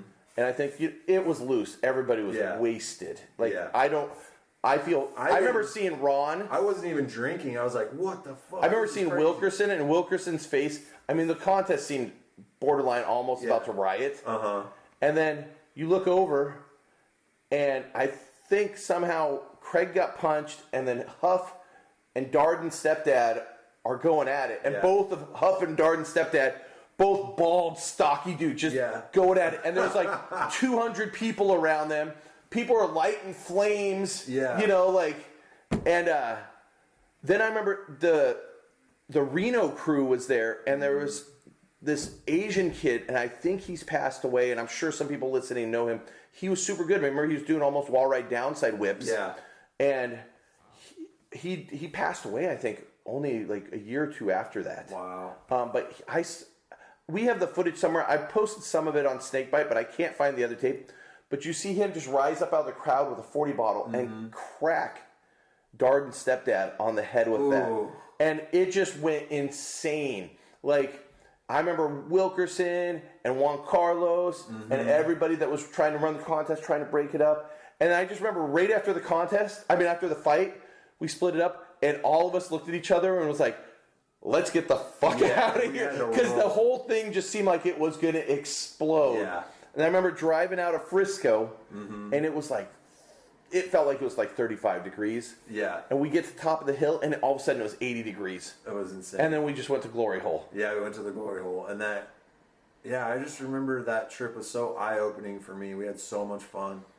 And going to, riding the Glory Hole and the contest and the whole drive all the way down there, meeting the Solid guys. And then Jeremy was like, hey, man, you should be riding for EBCO. And I was like, all right, yeah. I'm down. Because obviously, everybody hates 4 bikes, I guess. So. Well, at that time, EBCO, was trying to make a push, he was really, he's putting a lot of money into it. Rich just had got on EBCO, Rich Hirsch. The team was kind of coming together as a little solid team, and there was talks of making, which I think turned into Decent, another Northwest video, but I think Decent started off to be an EBCO video, and then that funding with EBCO kind of fell through. Yeah, Jeremy Murray, who was running EBCO, he flew me to Texas for the T1 FBM. For the T1 FBM contest, and I don't know. I got there and Taj was riding, and I just shit my pants. I remember riding that little mini ramp bowl with you and Jared Sony, and you were murdering that bowl. So was Sony. Sony was killing that bowl too. Yeah, when it came time to contest run, though, I was like a huge flop. But I wanted to ride it was intimidating because that was the contest showed up, and it was all the mid-school gods were there. Yeah, I know. It was every dude I'd seen in a video. Because I was riding the vert ramp, and I looked over. And all those guys, dude. I looked over, it was Josh Hino, John Taylor. I know. And then me and the Maniac were on one deck, and we're looking at each other after their runs on the vert ramp, and it's whew, this is kind of intimidating. Yeah, Morgan Wade was just coming up, and he was doing the hugest backflip to disasters, and I'm like, what the fuck? I can't. Yeah. Why am I even here? Chase Hawk, Mikey, that contest was epic. It was epic. Taj gapped across the whole thing, do this huge wall ride. It was just I was way in over my head, dude, above my pay grade at that time. But I was glad to be there and witness it. And didn't we all go to some video premiere that night? And it was at the Ritz, and you couldn't go because you weren't 18? No, you had to be 21. Yeah. And I couldn't go. So you went and got a tattoo? I went and got a stupid tattoo. You know what's funny is that Ritz place is now a comedy club owned by Joe Rogan. I heard that. I was like, this is the old grimy BMX bar that like you wanted to go to Texas and Yeah. hang out with James Shepard at or something, Yeah. you know, like. And now it's like Joe Rogan's place. Yeah, I Like, know. you're It's like, so funny, dude. I heard that on a podcast. Someone said, yeah, Joe. They're talking about Joe Rogan's comedy club, and one of the guys was like, it was at this old place in Austin called what was the name of that? The Ritz. I'm like, what?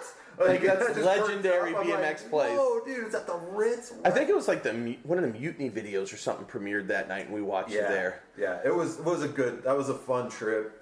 But I couldn't get. I kept trying to sneak into the bar. I get kicked out. Oh, I remember. And I remember going, seeing you. going and like just getting a tattoo, and everybody thought that was funny.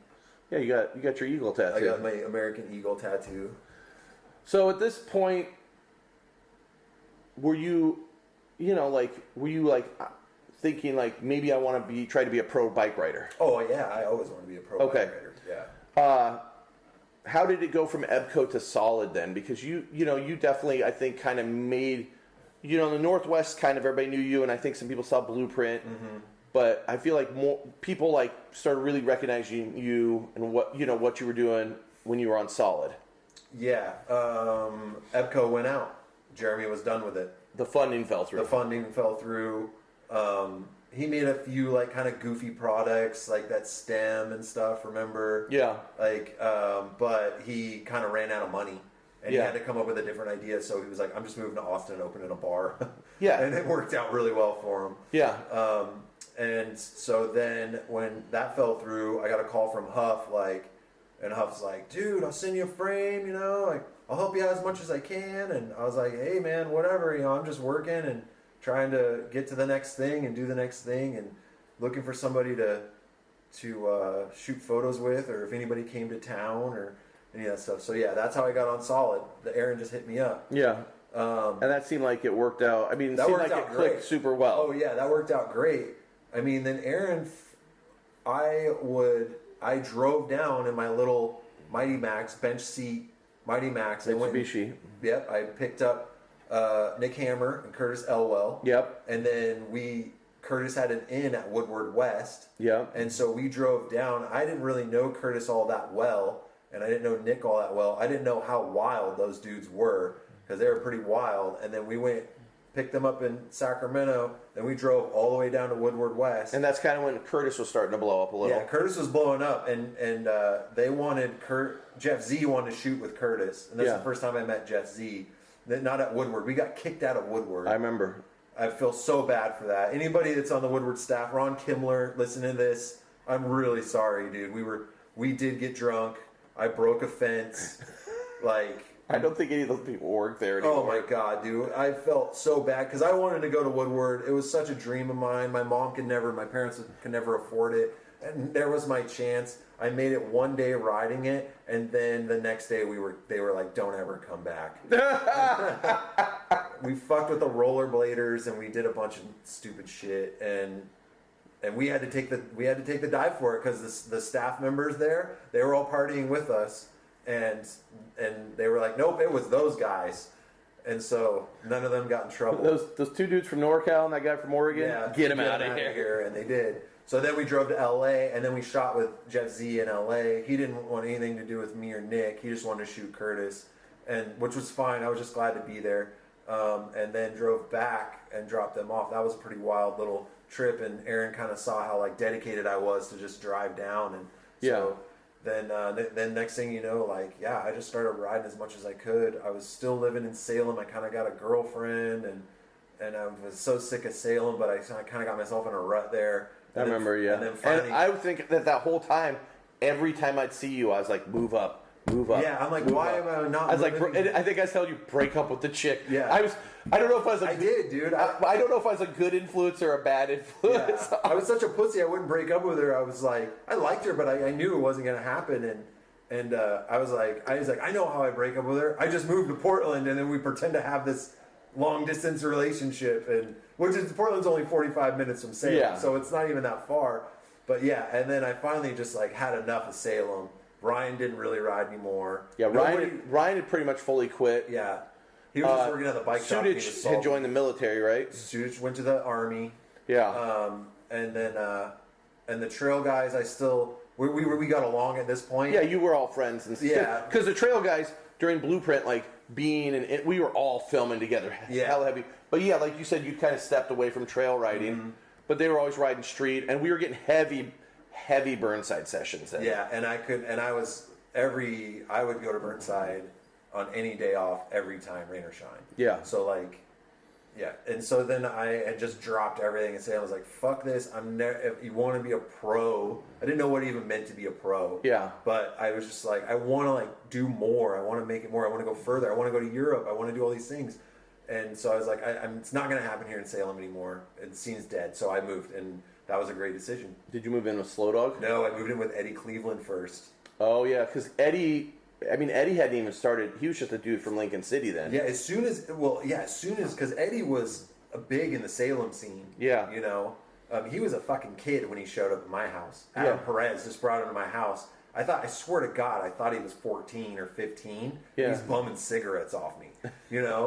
And I'm like... With his little afro? Yeah, and we drove up to Portland. The first time I met him, he hopped in the Mighty Max. We drove up to Portland and rode the old pipes that had been cut in half. Yeah, the old Ross Island and that Bridge was kind half of the start pipes. of Eddie. And they had their crew, but they were a younger crew in Salem. That was like the new coming. There was the new coming. And they were so fucking wasted and so irresponsible. Like, I could barely hang out with because it was Eddie.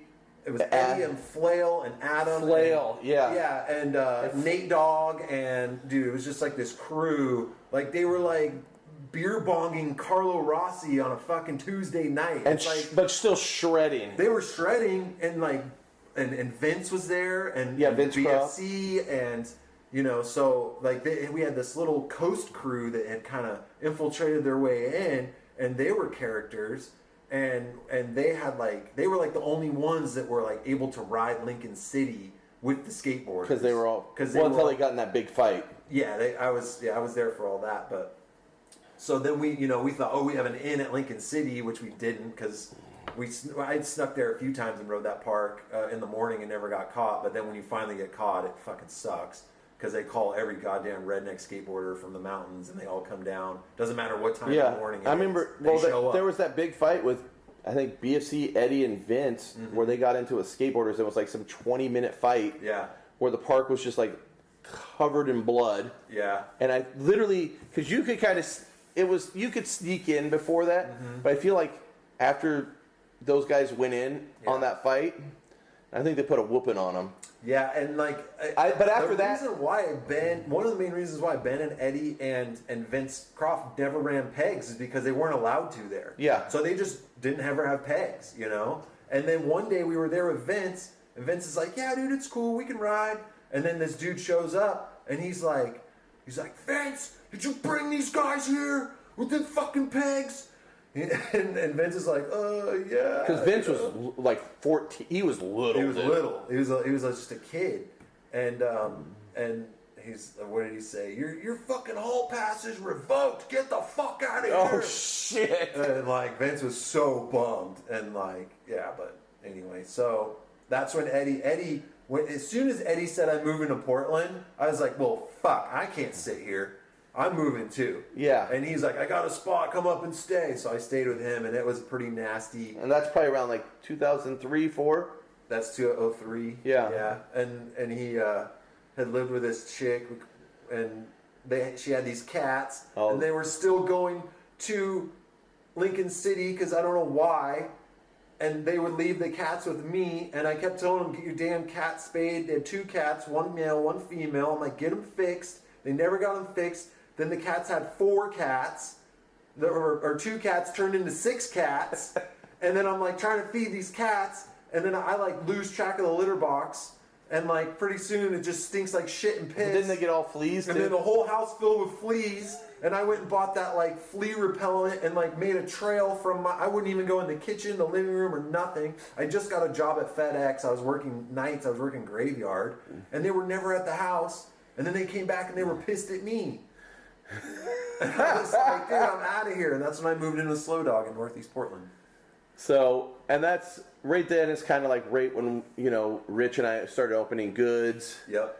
And yeah, the scene kind of just went fast forward. Mm-hmm. I feel like it's always hard, like, you know, because you and I have been friends for so long. You're like, what's the thing from the outside that kind of, you know, I know some people knew you from Blueprint and maybe knew you were on Solid. And we were filming, but we really didn't have, I mean, we should have just started filming for like Blueprint 2 and that just. Yeah. Everybody I remember begging you. You had so much going on and I didn't really understand. I remember one New Year's Eve I was wasted and we were in a bar and you didn't even want to be there. And I was like, please make another video. I need something to work on. I kind of was overwhelmed. Yeah, you were overwhelmed. You're trying to get the shot going and I'm like asking way too much. But I was just like so hungry. Yeah, no, I wish I would. I mean, in hindsight, I kind of wish I would have while everybody was going. But that same thing kind of turned into building the underground. Yeah, and Rich was building low tech, and so like, you know, he was doing some like kind of getting that idea of like doing like little DVDs, little 20-minute DVDs. And that was like such a cool idea. So I started getting clips and that kind of stuff. And then you went to that contest, that FBM contest. Yeah, Huff flew me out for that. And was that your first photo in a magazine? Because you had No, I had the first photo in a magazine was me doing that like Running Man thing. Oh, at Talent. At Talent. I would just so happen to be like there. the Vic Murphy double run foot plant thing on a bank. And that was on the Blue Falcon, wasn't it? Who shot that? Z shot it. No. It was the short guy with brown hair. Losi? Yeah, it was Losi. Okay. It's Mark Losi. Was that on that was the ride issue where Bennett and them came through, right? Yeah. Yeah. Mm-hmm. Bennett had the cover. Yeah, that was so cool to ride with those guys. And then I just did that, and Bennett was like, "Losi, you should shoot that," and like, and then. So then, was your second photo that can foot plant? Possibly. Because I feel like you went over and did pretty good at that contest. Yeah, I did great. I qualified for the main event. Like, I couldn't even believe it. And that was pro, right? Yeah, I couldn't fucking believe it. I was like, this is dream come true. I just did everything that I know how to do. And they told me, I'm like, I qualified. I'm like, I'm in it. I'm like, I was on cloud 9. I did not think I was going to. But the thing was, I realized that I stuck everything first try. Yeah. I did a huge toothpick on a sub box, first try. I did that can plant with the gnarly drop that ended on up the sub rail. Yeah. And then Fudger was so stoked on that can plant. He's like, "Hey man, can you do that again after the runs were all done?" And I went and just did it again, and that turned out to be like worth it right there. Yeah. But then I got my bike stolen. Oh, you did before the main. Because I feel like, didn't Primo kind of flow you some stuff from your bike? I can't remember the dude's. God, I'm so bad with names, but the dude that was flowing me, he was hooking me up with Primo stuff. Greg Walsh? Was it Greg Walsh? No, it wasn't Greg. It was, I don't remember. But he got fired and replaced. And as soon as he was replaced, the other dude was like, nah, not for you. But I remember your bike was really nice at that time. It was sick, dude. He sent me like titanium axles and I finally had a sick ass bike, you know, solid stem, Primo stuff. I was so pumped on that bike. And it got stolen. And it got stolen at the contest. And then did you finish it on somebody else's bike or on Jamie McParland's? Oh, his bike's way littler than yours though. Yeah, and it was like trying to ride a flatland bike. Yeah, you know, when I was used to something else, and somebody out there's got Chester's bike. Real bummed, but that's the first time I met Rob Dalecki, and Rob had his little veggie mobile Volkswagen thing, and he drove us. Huff had to take off, but it was sick. We got to go to New York City for a minute. I ended up getting. I was supposed to watch the van. We were supposed to come back to the van because Huff had parked in New York City and paid the meter. He's like, "You guys are riding street. Me and Jamie are getting lunch and going to do something else. You guys need to come back and put money in the meter, okay?" And we were in Manhattan, and I was overwhelmed, and I totally forgot about the meter. And he got an $80 parking ticket. Oh man! I was like, I felt so bad because I was the one that was supposed to remember the meter.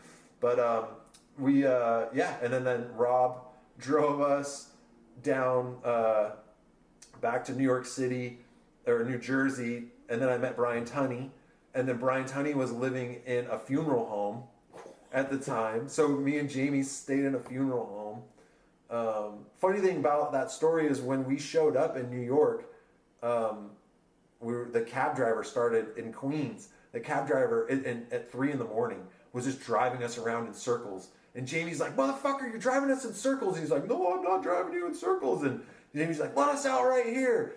And so like we pull all of our shit out. We build our bikes. Luckily, Jamie had a cell phone at the time. And so we're just in Queens at 3 a.m. Jamie wants McDonald's. And Ah.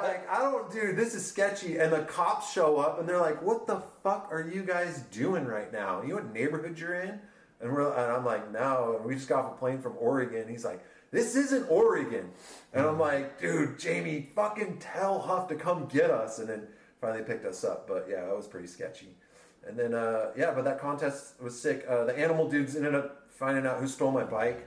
And, because, of course, it was another BMX rider. And then they got most of the shit back. Yeah. But not all of it. So, yeah, right. So you're riding for Solid for a while. I know you kind of had that little. I think some people remember that Solid Bikes ad. Slow Dog. I filmed it. So Slow Dog put it together. Tooth in the Burnside fence. You have the tooth on the Burnside fence. You got the ice pick gap to ice picker rail gap to second stage double peg. Yeah. And then you do the line with the overside and then thread the needle 180. Let's talk about the ice pick to second stage. I know that's on the Secret Park. We always called it the Secret Park rail. You got Secret Park, or I always called it the Hidden Park. Yeah. Hidden Park, because you can never remember what street. Yeah, back in it's the day on. we could never find it. And then you'd find it and you'd be like, oh, this place again. And then, talk about that move, because I haven't really. That was 2003 or 4. And I still haven't seen anybody really do kind of that thing since then. What kind of you thinking when you went into that spot? I was so at the time I was trying to film stuff, but I had nothing to film for, and that's why Slow Dog was like, "Hey, let's just make an ad for Solid." Yeah. Let's just put this shit in there and put it out, because I was so hungry. Yeah. I wanted to. If I had a phone with Instagram on it, I would have had that shit posted every day. Yeah. But I just saw this thing and thought this could work. I could ice grind, and I could hop out of it and then double peg. The calculation worked in my mind, and I ended up doing it. First try. Not first try, but I didn't get broke off. I thought you did it first try. No, what happened was Jordan Huffnagel filmed it.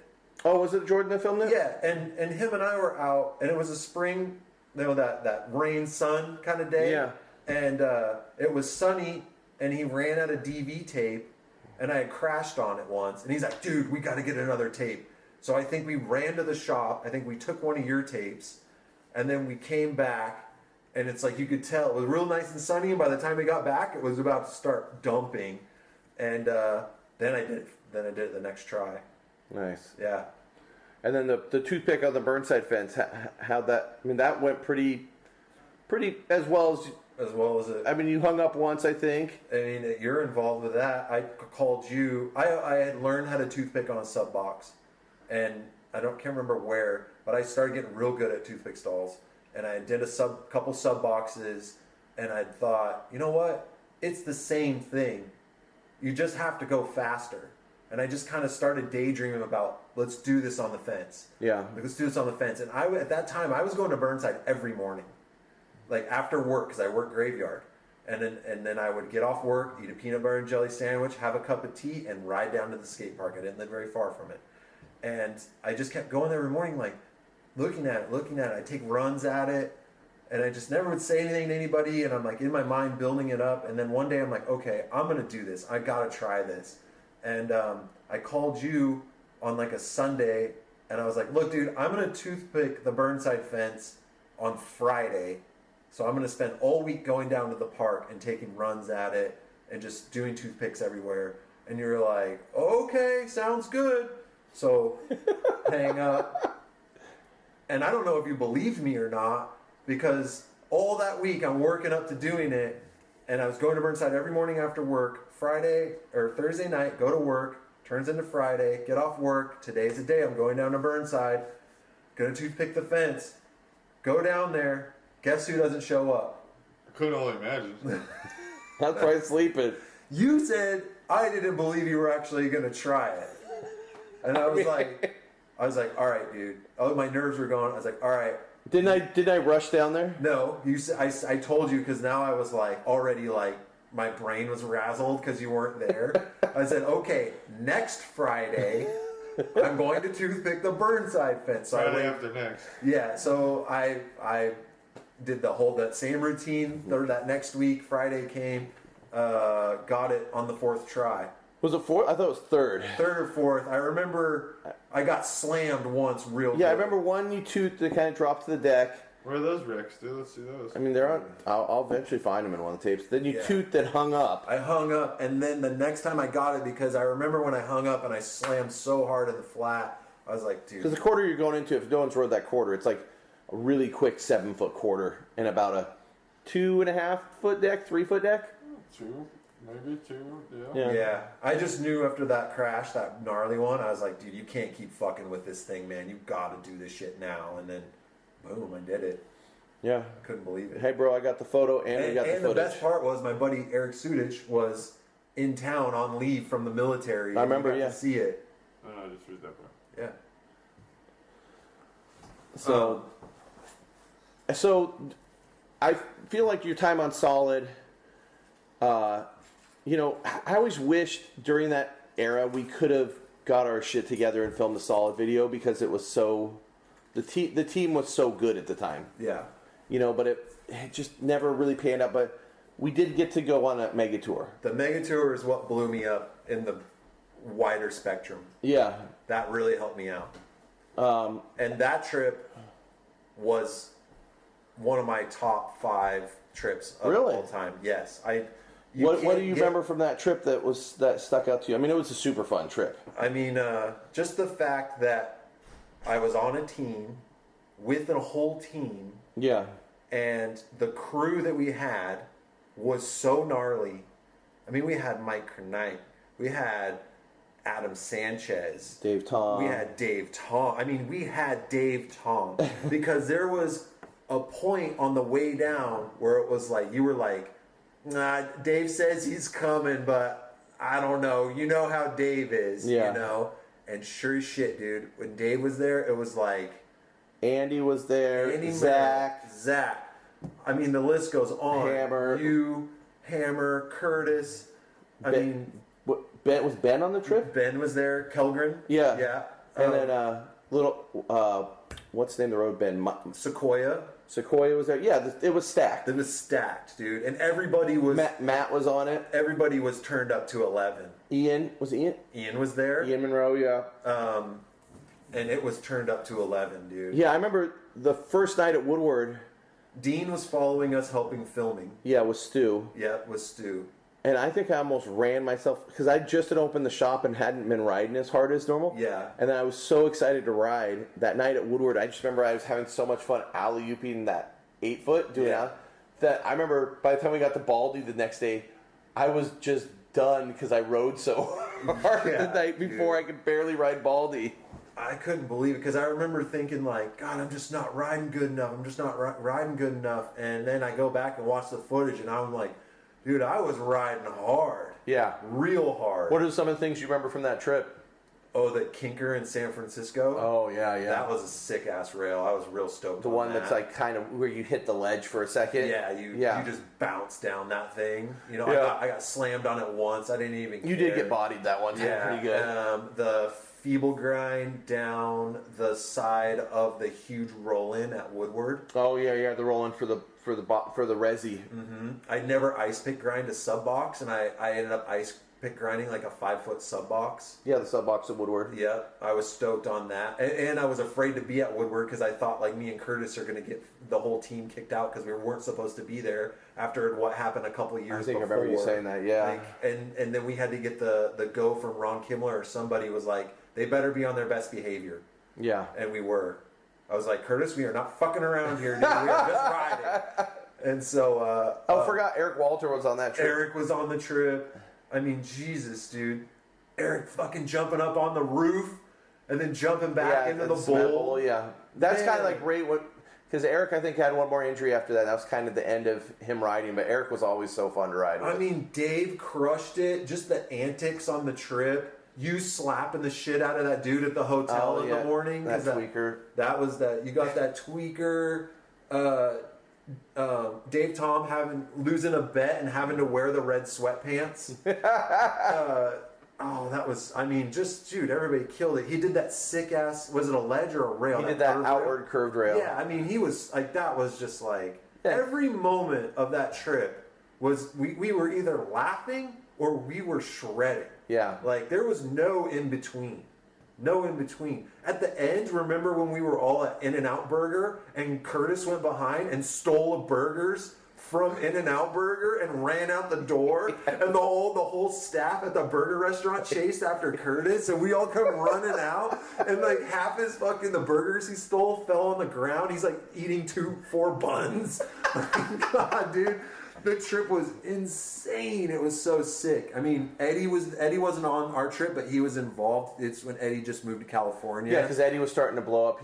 I think he was getting float from Primo And Volume, I think. and he was destroying that Primo. Oh no, ramp. he was on Fit. He did get. Oh, He okay. was on Fit then. Yeah. Yeah, he was doing. But like, he just moved to LA. dude, he was doing bar to like wedge Fufanu. Yeah. like wedging his rear tire. Like that was the sickest shit ever. Yeah, Eddie, because Eddie kind of blew up before you kind. I mean, people. Yeah, no, but Eddie knew- went from 0 to hero like real bing, quick. You know, like, yeah. it took him no time at all. And then I wanted to Fufanu the sub rail on the Primo ramp because I saw Joe Rich do it. Yeah. And because I was just But wanting it was to be a like different my setup heroes. then. I think so, but I did it. Yeah. And I was just like, oh man, that was like the start. That trip really set me up for what was coming down the line. Yeah, because shortly after that trip, you left Solid. No, I was still on Solid for a little while. Were you? Because The next call I got was Leland Thurman okay. for Shitluck. Yeah. And that was huge. That was big too, because one day I just get a random phone call, and I'm like, it was a Kentucky area code on my flip phone. Yeah. And I'm like, what the fuck? So I answered. I'm like, hello, and he's like, Chester. I'm like, yeah. And he's like, it's me, Leland. And I'm like, Leland? I'm like, I only know one Leland. I didn't Yeah. think it was him. And yeah, he's like, dude, we want you to ride for Shitluck. What do you think? And I'm like, well, fuck yeah, I'll ride for Shitluck. He's like, I think you'd be a good fit on the team. Yeah. He's like, we wanted to ask you when you were in California on the Mega Tour, but it was just too chaotic. Because Shitluck was on that mega tour too. Yeah, and that set me up like. Because you did a lot of trips with Shitluck. I did a lot of trips with Shitluck, and those were some fun ass trips. Yeah. Man. I mean, just going to Kentucky, Alabama. We did, like Mike Tagg was my hero growing up. I wanted to do everything Mike Tagg did, and so we like the first time I met him was I flew into like Rochester. We did like all of upstate New York. I mean, those trips, I got hundreds of stories for those trips, but those trips were amazing. Like, Yeah. And me and Leland became really good friends, me and Mike, and I met a bunch of dudes, Marcus Grubbs and Chris Wilson and Bugsy, and I mean, the crew just goes on and on, but yeah, dude, we had some fucking good times. What was it like? I mean, Tag's a legend. What was it like riding with Tag when you looked up to Tag and then you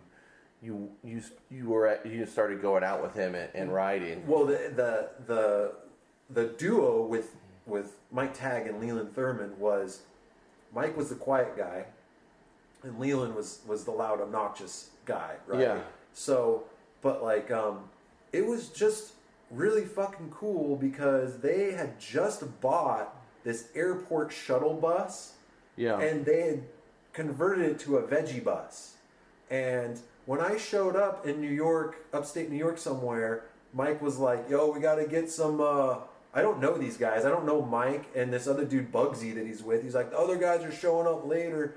He's like, but we got to get some veggie oil for the bus. And I'm like, all right, well, where do we get that at? He's like, we got to go look behind dumpsters. I'm like, okay. Like, so then we start poking around. We ended up at like some Italian restaurant in Rochester. And, dude, these are Greek restaurant. This family of these huge Greek dudes come out because Mike's fucking looking in their oil vats and stuff, and they're like, what the fuck are you doing? And then Mike's like puffing up to them, and then I'm like, holy shit, dude, one guy's got a baseball bat. I'm like, oh, we're gonna fight these guys. Like, I just landed, I'm just my first trip. But yeah, we were stealing veg oil all the time. Mike was always cutting locks. He was, pumping that shit. he was always like, we'd be at the bar, he'd be like going into the kitchens in the bar and stuff and finding it and just like, you know, getting spots to find veggie oil. That was the whole mission. I mean, we stole so much of it on this Colorado trip one time. But yeah, I mean, riding with him, it was so good because like he'd be eyeing something, maybe you don't want to do it, but then Mike Tagg's telling you like, all right, we getting this, you know, he'd already have the camera out. Yep. And I'd be like, oh, I had to commit to that pressure because I looked up to him for so long, you know? And then, you know, he was kind of mellowing out his riding then. He was kind of taking over, like being the driver, being the filmer, letting Leland kind of be the clown, you know. He never like really wanted Leland to drive. So he just... I don't think I'd want Leland to drive. Leland's a good driver, but I don't know about a rig that size. But yeah, Mike was the best, man. I mean, I'm just so thankful I got to go on all those trips with him and get to know him. I mean, we did like one time we went to Utah. We went to the Red Rocks and rode like we were supposed to ride mountain bikes and stuff. Yeah. And Cameron Wood. I became really good friends with Cameron. Those were great days and really good trips, and they were really fun. And there was no pressure, and I still rode really hard. And yeah, and the Shitluck videos are. I mean, if you guys haven't watching the Shitluck videos, I mean, they're iconic. Yeah, go back and archive them because they're good. Like some of the music is a little, you know, and the quality and stuff, but that's not. You better watch it. You're gonna have a bunch of Lucero fanboys coming at you. So you talked earlier about meeting Tunney, and that Tunney thing was you meeting Tunney kind of wasn't that what helped you get on We the People? Yeah, they got a hold of Tunney, and they're like, how do we get a hold of Chester? Yeah. And so Tunney hit me up. He said, hey, these guys are interested in, you know, you ride for them. It sounds like you know, it's paycheck time. And I remember you talking to me about that. I talked to him, and I talked to you and Rich. Yeah, because you were kind of like... I didn't really know much about them. Yeah, and at that time, We the People had stepped away from Josh Hino and them, and it was kind of like... rebuilding. They were in a rebuilding stage. And they made Osato the team manager. Okay. At the time. Because Osato, which, I mean, he could have been probably pro for like 12 more years, but he was kind of stepping away from things, you know, like slowing down a little, I think. And I just was stoked to be on the same team as him. Yeah. Yeah. So how did the We the People thing like fully come about? Did Dave call you or? No. The guy who oversaw the team was this dude named Rob, who's this English guy. Yeah. And he worked there in Germany with them, and he's the one that called me.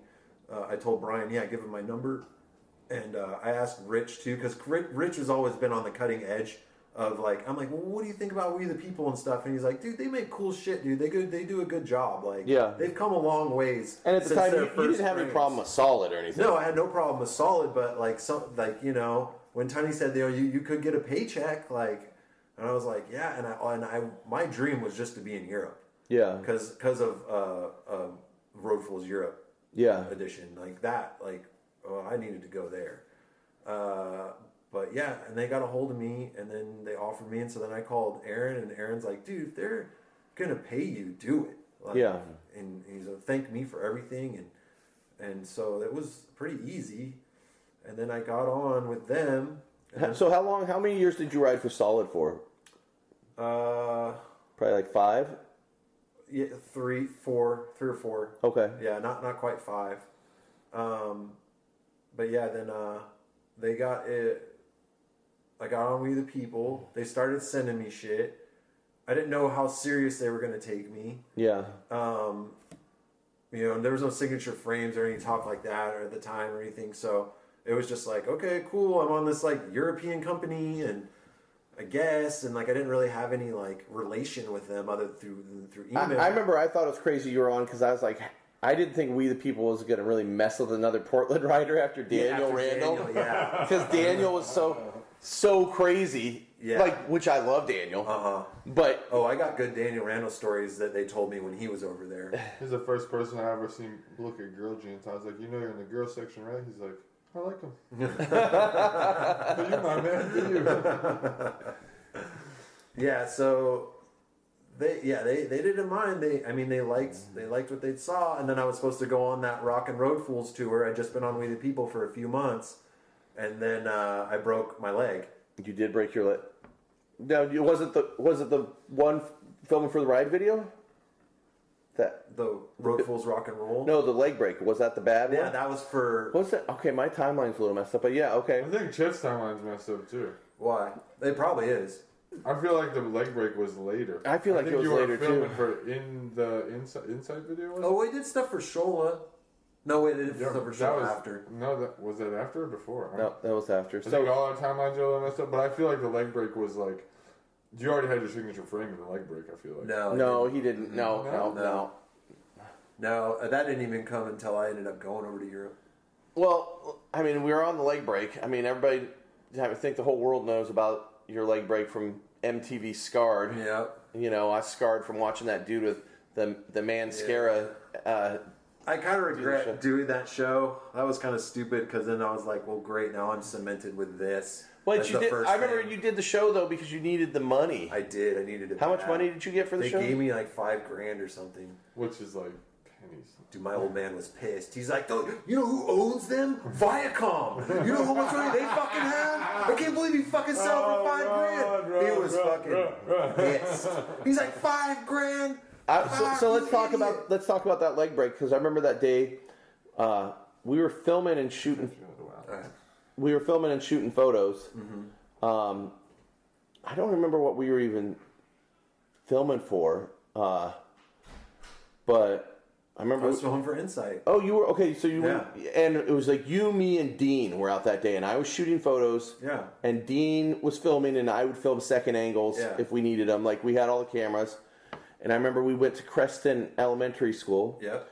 And you're like, I'm gonna do this wall ride over this rail, and if I get that, we're gonna go downtown, and I'm gonna do that big gap wall. Because I already tried it 2 weeks before and crashed. Yeah, and you're like, it's not a big deal. Yeah, I got a flat tire. Yeah. It's not a big deal. I can do it. So we go, and I remember I saw the photo. We got that really good photo of you do the wall ride over the rail, and it was almost dark, and I remember I was like, We rushed it. I was like, dude, I wasn't into it. I shouldn't have. No, I remember. Well, and I think Dean was a little shred bone, but I remember being like, dude, if I'm going to shoot a photo of it, I'm like, I don't know if we have time to get there and have me set up and Because shoot a photo. golden hour was fading fast. Because golden hour is almost what we just shot with. Yeah. So we rushed down there, and it's getting close to dark. I remember being like talking to Dean, like, should we pull the lights out? Yeah. Because I'm like, I can't set up to shoot this photo in time. And you're like, I'm doing it. I'm just doing it. Yeah. And I remember I was stressed because I always thought like, oh, you're not doing it enough. You're not doing big enough. Well, I remember you talking about the Insight video because that was when Ride was pumping out really good videos, and the whole lineup in that video was just you Stacked, and that was kind of when you and Sean Burns were both exploding for being like maniacs. Yeah. And you both were going to have parts in that. Well, Sean Burns didn't have a part in that. He had clips, I think. Oh gosh, He didn't have a part in it. Man, I'm screwed up. It's like me and Mike Brennan. You, Mike Brennan, Daryl Taco. I thought Burns was going to have a part in it too. I don't know. I don't know. He might have. Or Yeah, because I don't know. All right. I know he didn't have a part in it. I know that. All right. Well, Dakota had a part in it. Dakota did have a part. And that part was gnarly. Yeah, it was a good part.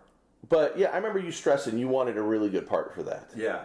And we go down, and I think I kind of remember trying to tell you not to do it because I wanted to shoot a photo of it. Yeah, and I wouldn't listen. Well, I mean, it's fine. I'm an idiot. You know. I should have listened. But did you try it? Was it the first go that you broke your leg, or was it the second go? First go. First go. Yeah, because I had crashed on it. And I remember a week ago. You did the wall ride and you jumped off, and I think you wouldn't have broke your leg, but so what? The wall ride goes down and you're landing like on a dock because it's like water down there. And I think because you put your foot and it has the grip tape on it, and your body twisted and your foot didn't twist. Yeah, my shit just exploded. Yeah, and then I remember Did I carry you up the stairs? No, you left me there. And Well, then it was waited such a for bad. an ambulance. It was. You well, kept no, asking me like, should I call an ambulance? well, And I'm because like, I wanted to don't put know. you in the Jeep because I knew the hospital was 15 blocks away. Yeah, but that's not the hospital they took. They needed to take me to the trauma center. Well, I know, but you know me Yeah. thinking, I'm like, I'll take you to this hospital. Yeah, over in the Northwest. Yeah, and I'm like, I can put Chet in the Jeep. I could carry him up the stairs. But I remember when we would set you down and you lifted up your leg literally looked like your foot was sewn to your jeans and it just flopped sideways. It looked like a fake leg. It looked fake. It was just flopping Like a around. Halloween and leg. I remember, and I've seen a lot of gnarly injuries at that time. And even Dean at that time, for how young Dean was, he'd had really bad injuries. Yeah. And I remember Dean looking like kind of purple, Dean Dickinson. And yeah, I remember the ambulance head came, and that was one of that wreck was one of the gnarliest ones. I mean, I've seen gnarly wrecks, but just, how close we were as friends and how we were such in the vibe filming then. That one definitely stuck with me, Yeah, I thought I was done. I was done. Riding? Yeah, I thought I was done, because I hadn't been on We the People that long, maybe 6-8 months, something like that, and I think they were already I kept asking them what about coming to Europe, and they were like, we're not ready to kind of invest that into you yet, let's see what you do over there, and when that happened, I was just like, well, my shit's done. And then it was 9 months. I had a cane. I remember the cane. I had a rod and all these screws put in there. It was gnarly. It was nasty. But I got through it. I pulled through it. And I came back. I came back even stronger. And then I used the money. I was like, well, shit, if they're not going to fucking fly me over there, I'm going to go over there. Yeah. And so I used a portion of the money I got from the MTV thing. From the TV show because Rob Dalecki calls me. He's like, how are you feeling? I was like, I'm ready to ride. I'm like, I'm just taking it easy. He's like, well, let's go to Italy. Let's go to Israel. And then I'm going to go back home. And I was like, okay, if I'm going all the way over to those places and We the People doesn't want And wasn't there some tranny spots you guys were talking about hitting over there? You're like, I'm going to kind of just because I didn't want to go full street mode yet. Yeah.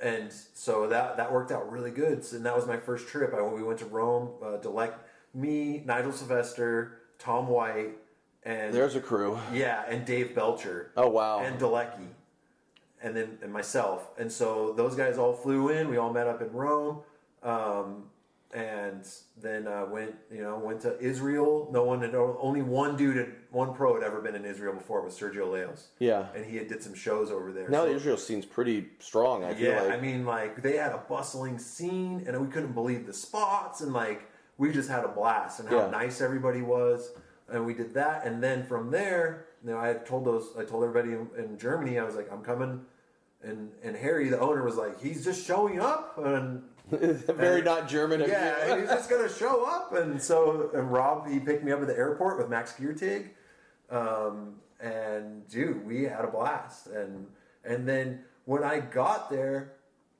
it was funny because he wouldn't want to fly me they just weren't sure, I broke my leg and shit, and they didn't want to invest into it a little bit. They were hesitant. And then I got there, he's like, okay, you do the European tour. And I'm like, all right. And so he's like, we went to Madrid, we went to Barcelona, we went to London. And were you starting to feel good on your bike again? Yeah, it was great, dude. But it was funny. It was still spring. We're in London, and Rob's trying to make us ride, and it's snowing out. I ended up getting a couple clips, but it was just so nasty in London. Then finally we went to Spain, and it was amazing, dude. It was an incredible trip. And then after that, I didn't have a problem getting a ticket over there. Yeah. So then I was just there. I would stay there for 4 months at a time. It's funny. Every year after that. Kind of looking back, thinking about you and Nigel on a road trip together. It was funny because he was on he was supposed to be on We the People. Oh, he wasn't he? And Miraco had just started, and Dave Mira hit Nigel up and was like, I want you on Miraco. Yeah, because Nigel was just starting to blow up. Yeah, and I didn't even know that at the time when I'm on the trip with him that he got on We the People. So they put him, Mike Brennan, and me on there. Yeah. Right? And I knew about Mike, but I never met Mike. Yeah. And I didn't realize that Nigel he had done it. He was supposed to be on We the People. Yeah. And when I met him, he was on a Miraco. And then I show up in Germany, and they're like, you were with Nigel? And I was like, yeah. And they're like, ask him what he did with all our stuff. We sent him all this stuff, and I'm sure he sold it or whatever. Yeah. And then there was word Tom White was talking about how Nigel was on We the People or something, and I'm like, what are you talking about? And so it was kind of funny, but everybody's kind of whispering around me about it, I give a shit, Yeah. But yeah, and that was a fun trip with Tom White in Italy because He ended up fighting like 5 people at once one night. He fought dudes that were on scooters that were wearing helmets. I can see it. And it was like out of nowhere. We're in some like plaza having some drinks, checking out the scene, in Italy. And some dude started talking, some dude on a scooter was talking shit to one of our guides. And Tom doesn't speak Italian, was like, what did he say to you? And the guy's like, oh, he's talking shit about my shirt and my shoes and this and that. And Tom's like, whatever, and just fucking went up and decked this dude. And then 4 other guys jump out of this car, or 2 guys jump out of a car, and these other dudes come over on scooters, and Tom takes the car door and opens it way past it should be opening and touches the hood with it. Yeah.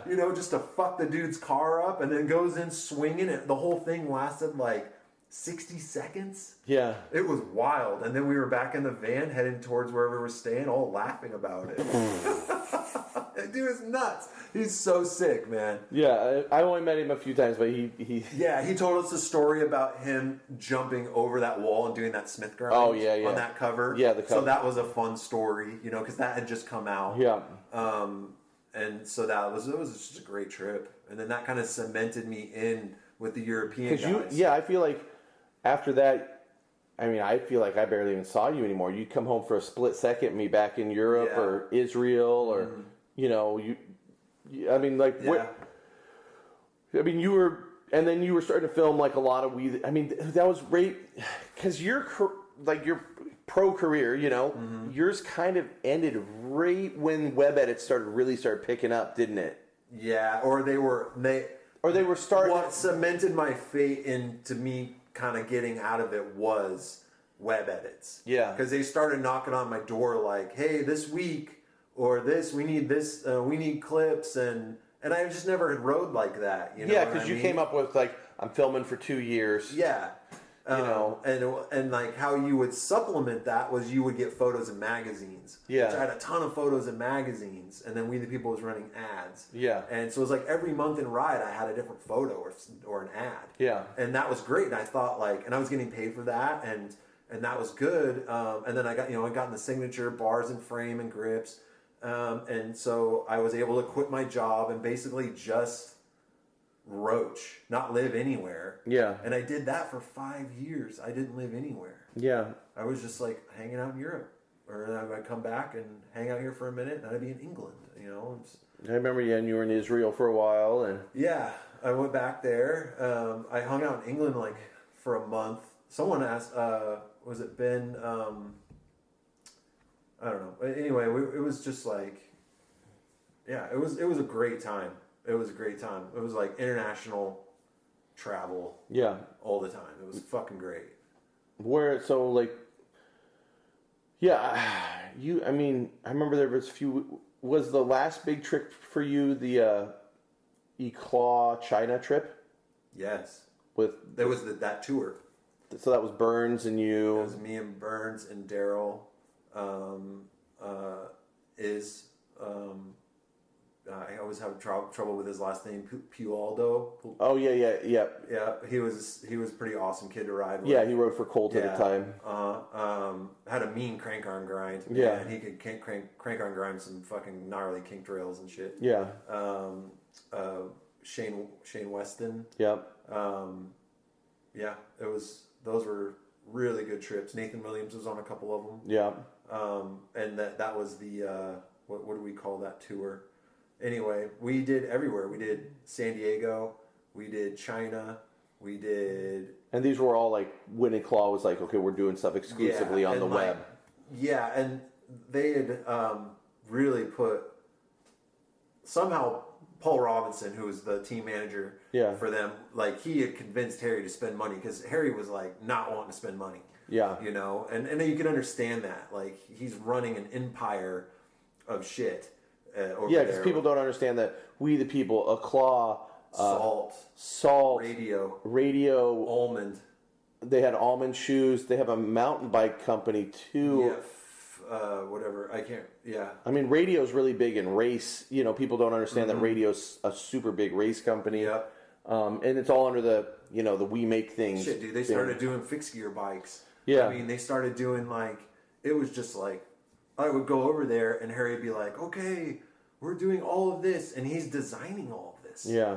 And like, he is like, and like he would have designers in and out and all this craziness. I mean, the amount of work that he was doing was insane. Plus they're getting taxed so crazy over there. So he just wanted to make more money. Yeah. You know, and he's like living this humble life in this little house with his wife and kid. Yeah. You know? And then meanwhile you have my crazy ass and Max Geertag running around drinking all over Europe and causing problems and riding and all that stuff and trying to get shit done. But the Eclat tours were sick because Harry finally had wanted to spend money. Yeah. And so like we did it, dude. We did a hell of a trip. Yeah. A hell of a trip. A hell of a series of trips.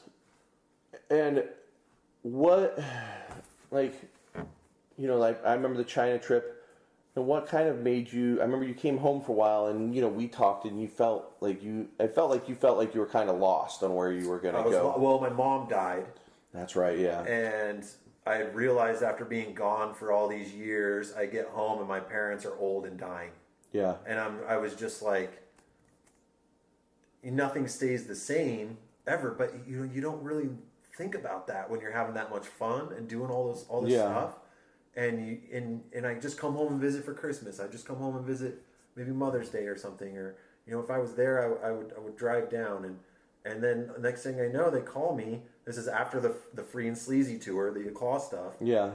And they're like, and my mom's like, yeah, I've got like stage 3 lung cancer, and I just didn't want to believe that. You know, because they're just always supposed to be there. Yeah. When I come home, they're always supposed to. Oh, be your there. mom. I mean, your She mom. was my biggest fan.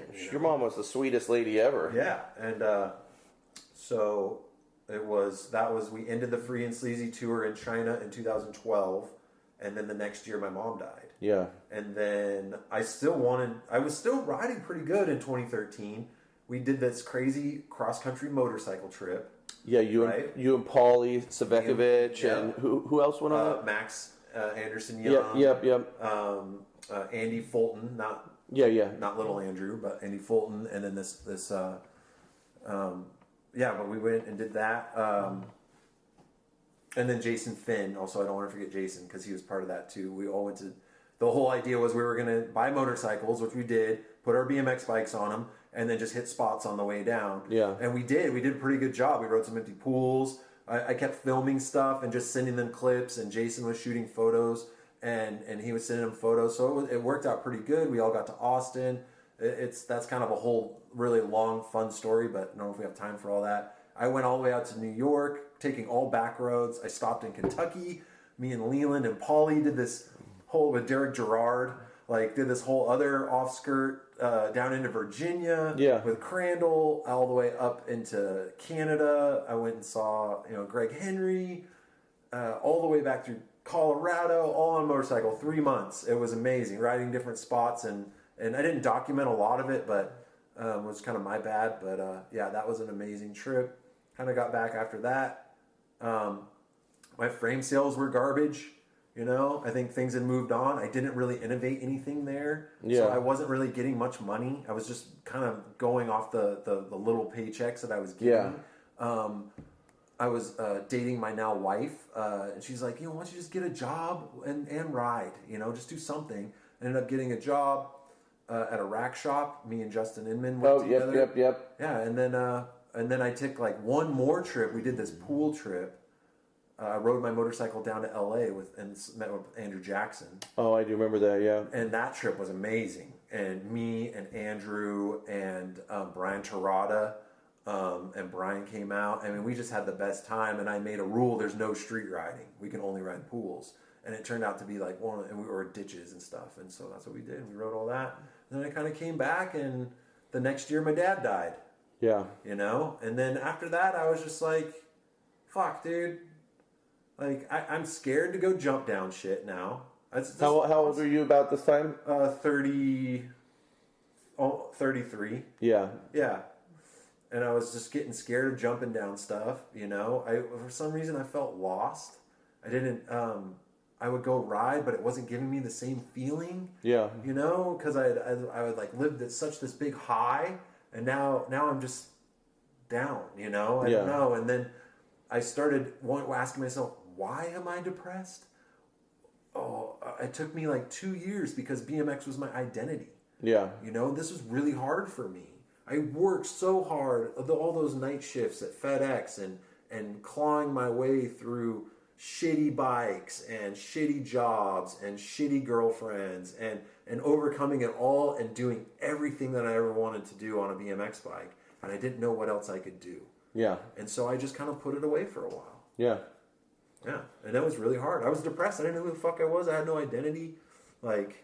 No, I remember you being lost. I remember us talking about it, and you know, like, and I think a lot of us, because, you know, you were going in your 30s, I was starting to probably go into my 40s, you know, like, and I was hitting my mid 30s, and you were starting to hit your 40s. Yeah, and you know, I'll be like, you know, I try to give you advice, but I'm like, I don't know, dude. I'm like, I'm not the best dude with this, anyways. It also didn't help that, like, the internet was blowing up, and you could see, like, what kids were really doing. Yeah, you're like, holy fuck, like, how can I ever keep up with this? Yeah. In my style, like, I'm going to die. Yeah. You know? Well, like, but I think sometimes when you think of your style, you know, like looking at pros that I looked up to, you know, and I'm sure dudes that you looked up to, you know, like, you're just psyched when you see them ride and enjoy their bike. But if you're that dude, you don't see it like that. Yeah. You know, like, oh, I see a photo of Wilkerson roasting something, just enjoying his bike. I'm like, oh, that's motivating. dope. That's motivating me to go ride. Where I'm sure somebody sees, you know, if you posted up a clip, just doing a toothpick and hanging out, people are like, oh, the world feels good right now. And I realize that now, but I didn't realize that later. I was like, no one wants to fucking watch me ride. Yeah, you know what which I is mean? wrong, but because you don't realize how much influence that you had on people. Yeah, you know, and then when all settles down, the best part is that I was never bitter at anybody. I was never salty at BMX. I was so happy that I got to do all the things I do. I got on covers of magazines. I got to go on 2 Road Fools. You know what I mean? I got to travel all over Europe and live like a vagabond, how I always wanted to do. You could have almost died on that one Road Fools too. I could have died on that one Road Fools. I got an infection in my elbow, ended up in the hospital. You know what I'm saying? But and there was all those things I got to do, and I was like, wait a second, you did everything that you set out to do. Yeah. What else did you want? You know? And I was like, kind of when I realized that and started going down the list of all the friends and places and people that I met and know, I was like, this is sick, dude. You had a fucking great time. Like, and you can have that forever. Yeah. So, I love everybody that I've met along the way. Yeah. You know? It's awesome. Well, I think maybe it feels like right now is the time we should go through the questions everybody sent you. Okay. Unless there's anything you think we're missing. Yeah, we have 1 hour left. Well, I'm already an hour late for work. All right. We'll roll through these. Okay. 1 second. Okay. You want something to drink? I'll have one more of those sparkling waters. All right.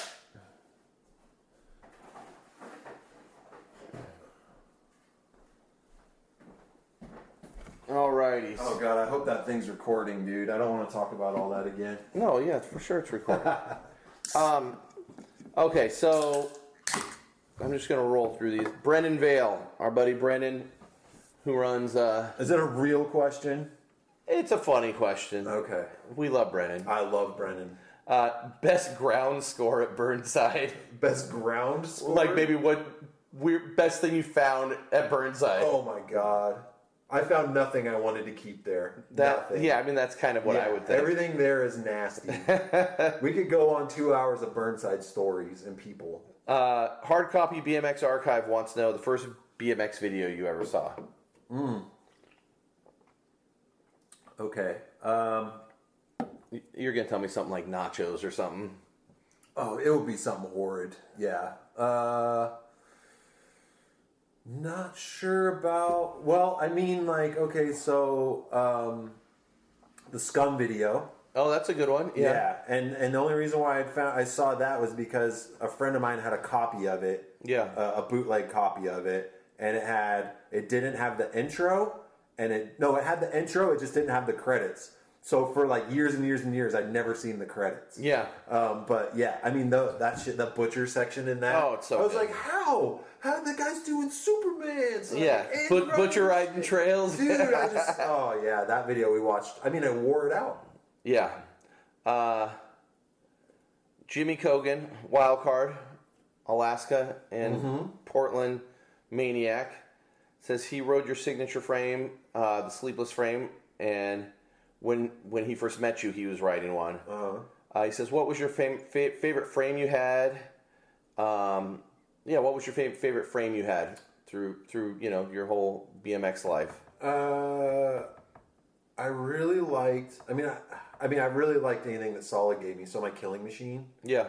I love that frame, and for no reason. It's just nostalgic to me. It doesn't have anything to do with geometry. It doesn't have anything to do with that. And the Blue Falcon when I was riding trails on it. Okay. Because that was the bike that was like, and now this is what this bike is for. Before I started riding street on it, it just was so cool. You don't have any of your old solids, do you? No, but there's one I'm looking for. My old friend Dustin, I gave that red one to. Oh yeah, and I think he still has it. I hope he still has it. You still have the Falcon. Yeah, we call it the Falcone. The Falcone, yeah. I still have the Falcone. It's in the garage. So, Roman Tenza says you're the GOAT. That term is used so loosely nowadays. Brent 4130 all day says, how long did it take you to recover physically and mentally from the leg break crash? Dishes are done. Hold on. Okay. How long did it take you to recover from the leg break? It was when I was all fucking casted up, or not even casted, but it took a while, I think. So I broke my leg in like early June, and then so I didn't even like ride a BMX bike until like the following December, January, February, around February. So like 9 or 10 months. Okay. And then it was just like go to Burnside.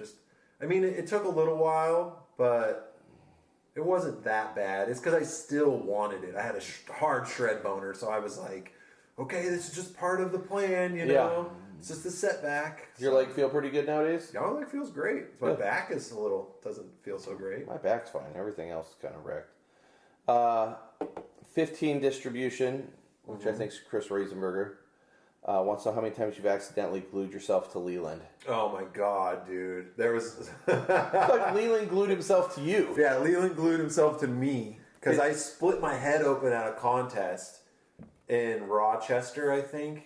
Or one somewhere upstate New York. Yeah. Again, this is the very first Shitluck trip I was on. Yeah. And so Tag and Leland were like, well, let's get some super glue. And I'm like, all right. And fucking Leland glued his fingers to my head. And in order to get them off, he had to like basically tear it open. And Did he have hair of your stuff? Yeah, hair all over his fingers and shit. Like, Jesus Christ, Leland. Tag was laughing so hard.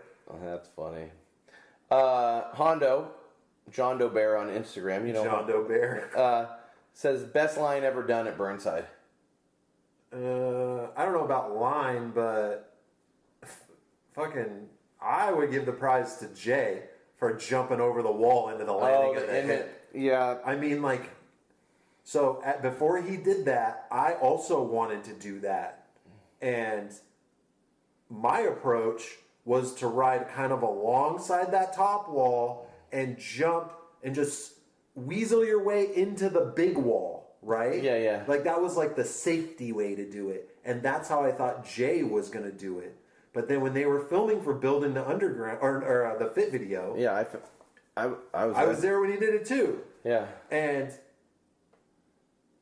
he is like running up at it, and I'm like, dude, that angle is so fast. He went so fast too. I was like, that angle is crazy. Like, what's he thinking? Like, no, jump to the big wall. And he jumped into the hip, and I just was like... Well, the first time he clipped, and then he like flung over his bike and somehow... all the way to the bottom. Kind of ran out of it. Yeah. In a weird way. He was like tangled in his bike while in midair and got out of it. Yeah, it's crazy. That's the craziest thing I've ever seen at Burnside. Yeah, Inman's a goat.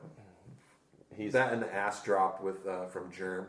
I saw Germ last night at the grocery store. I was like, whoa, Germ's still alive.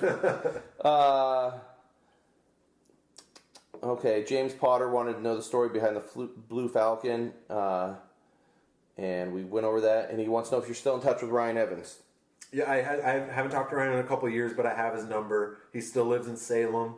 He's got a couple kids. He's doing really good, I guess. Good. Yeah.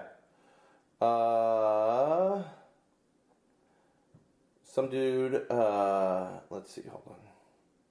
Hey, Jacobin, I don't know who that is, but he wants to know how much. Yak? Kai. It's Kai. Oh, okay. He wants to know how much you miss the Cologne days. Oh my god, dude. I pissed a lot of people off in Germany. I like Cologne. I mean, I love Cologne, dude. It's like a second home. I was going to move there. Harry was going to get me an apartment. I remember that, yeah. I was going to work. This was like 2012, the last time I was there. It was the summer. And Harry was like, okay, Chester, like, what do you want to do after you're done being a pro? And I was just kind of like, I'm not done being a pro. And I didn't feel like I had really any skills to bring to We the People as like working in their office. What would you say? What was the last year you consider yourself pro at? The end of 2013, all through 2013 pro. 2014 fell off. Okay. But yeah, the Cologne days, what do I miss about them? I miss cruising down to the shop, because the shop was right by, that was the name of that, the Uberplatz or whatever the hell it is. And like, just everybody would like get off work, and the whole town would go into this square, and we would just drink beers there, and then we would go like we would either go to bed or we would go to a club or something. I've been to a couple clubs in Cologne. I mean, they never closed down. Like, and then just the hospitality everybody showed me and their culture, and I just had so much fun. And everybody like trying to teach me German and how shitty my German was, and just, yeah, man, that city's so fucking fun. It was like Disneyland. I had no responsibility there, and that's why I like being there. Yeah. And that's why I thought I could end up like there. Pinocchio, where you get turned into the donkey. And if I would have moved there, then I would have had immediate responsibilities, and I don't think it would have been fun anymore. Yeah. Fat Bearded Bastard 2 wants to know, do you still ride, and what's your favorite trick? I still ride my BMX bike around with my kids. Yeah. I have 3 kids. You go to the park once in a while. I do go to the park once in a while. Sam Lowe is in town just this last fall. Sam's doing great, if anybody's wondering. I've rode with Sam in Canada a few times. Yeah, and Sam went through some hard times. He went through some addiction issues and stuff like that, but he's totally sorted out now. He's got a great job. He's yoked. He's healthy. He's yoked. He's like, I was going to go ride dirt bikes in the woods, but something happened and I couldn't go. And Sam was staying at my house, and he's like, well, let's go ride the skate park. I'm like, okay. So we went to the Tigard Park, and then he's like, I bet you could tooth that sub box. And I'm like, oh, I don't know, man. Next thing you know, he's got his little phone out. He's toothpicking. I'm toothpicking the sub box. He's toothpicking the sub box. He's doing downside double pegs. I'm doing tabletops out of the extension. Yeah. I'm like, we were just me and him. The whole park's empty, dude. It felt like it was a dream, dude. It was the best. And I got so stoked. I went down like 3 days later. I went back and went and rode. And had such a good time. And then winter came, of course. And then, but that's just bike riding. Yeah. Like, I always tell people when you get older, just ride when you want to have fun. Yeah, Like, exactly. Yeah. What's your favorite trick to do? My favorite trick to do? Can plant. Can fast. You know what makes me sad? My knee's kind of so jacked, it really hurts to do can plants. Oh, that's too bad. Because I love my can plants too. That's such a fun trick. It's such a good feeling trick. And a caveman. A ninja drop? A ninja drop. You and I will go back and forth with that one. That's always a good one. Somebody named, it's too many numbers of letter, Corvindismo wants to know what's the scariest trick or thing on a bike you couldn't get accomplished? Maybe what's the scariest trick you pulled, and what's the scariest trick you didn't pull? Breaking my leg on that wall. Scariest. I never pulled that. Yeah. People kept asking me if I was going to go back. Dylan Stark went and did it for me. Which I was happy when he did that, because it was dead. What do you mean? It didn't need to be done anymore. Oh, yeah. I was just happy because I think it erased it from your mind. Yeah, I remember getting a call from Scott McMiniman. He's like, dude, we're down here, and Dylan Stark and Ben Huckey want to do this. And I'm like, no offense to Ben, I love you, Ben, but I was like, Ben's not doing that. Yeah. And then he's like, well, can we do it? And I'm like, dude, it's a street spot out on the street. You can do whatever the fuck you want. Yeah. You don't need my permission. So yeah, there's that one. Was probably the scariest one I never pulled. And then what was the other part of the question? What's the scariest trick you did pull? Roof Roof to handrail?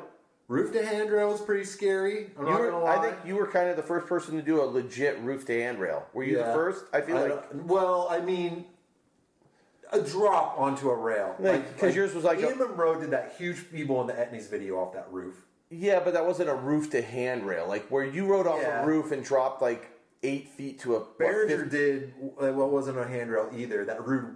No, yours was like literally you jumped, dropped 8 feet to like a 15 stair rail. Yeah. And I've seen Dennis Anderson and people do them since then. Yeah. But I feel like you were the first one to really do that. That's kind of cool. I got that. I think like one of the scarier. I don't know. There's a few. There's like that huge ledge in Sacramento. Oh, that I did. What video was that in? That was in my We the People section. Yeah, was that the ender? No, but it was right towards the end. Yeah, it's like above your head. Yeah, and that was scary, and I didn't want to do that. And my buddy Marcel from Germany, he was visiting over here, and we had looked at it the day before, and then I thought we were just going to mosey on down to Las Vegas because it was Interbike season. Yeah. And he goes, okay, we got one more stop, Chester. And I'm like, what do you mean? He's like, we go to the ledge. And I'm just like, dude, are you serious? And he's like, yeah, come on, you can do it. He was like, so positive. I was like, well, I can't not do it. This guy's so nice. How many tries that ledge? One. Oh, that's good. Yeah, I didn't want to fuck with that thing, dude. No, that's what We the People video is that? It's Anytime Now. Yeah, so go watch that part. Go watch Chet's Anytime Now. It's up on the We the People. Yeah, you'll know because the ledge is like above my shoulder. Yeah, you ride up to it and it's like I'm standing there. Yeah. I did it shirtless too, which made it even more badass. You did do it shirtless. I'm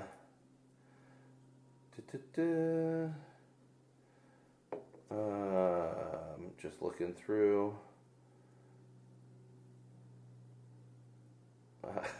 Boyd wants to know what was it like when Chuck Norris passed the torch of the toughest man alive to you. Oh, God. Chuck Norris jokes are good. I love Boyd. I know he's around. I'd love to run into him sometime. Raymonger88 wants to... I know it was Road Fools 15. He was asking about you ice picking the window on that Amelia Earhart school, the transition school we rode in Detroit. I thought that place was abandoned. I think it was abandoned. Yeah. I think they tore it out, but that school was awesome. That was pretty sick.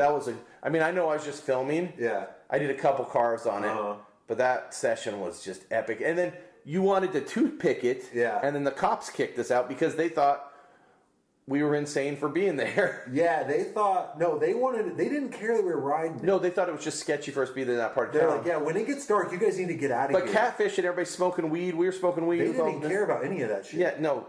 Yeah, but you ice picked it, and then you wanted to tooth it. Yeah. And we got kicked out. Yeah. But I was such a nervous wreck on that whole trip.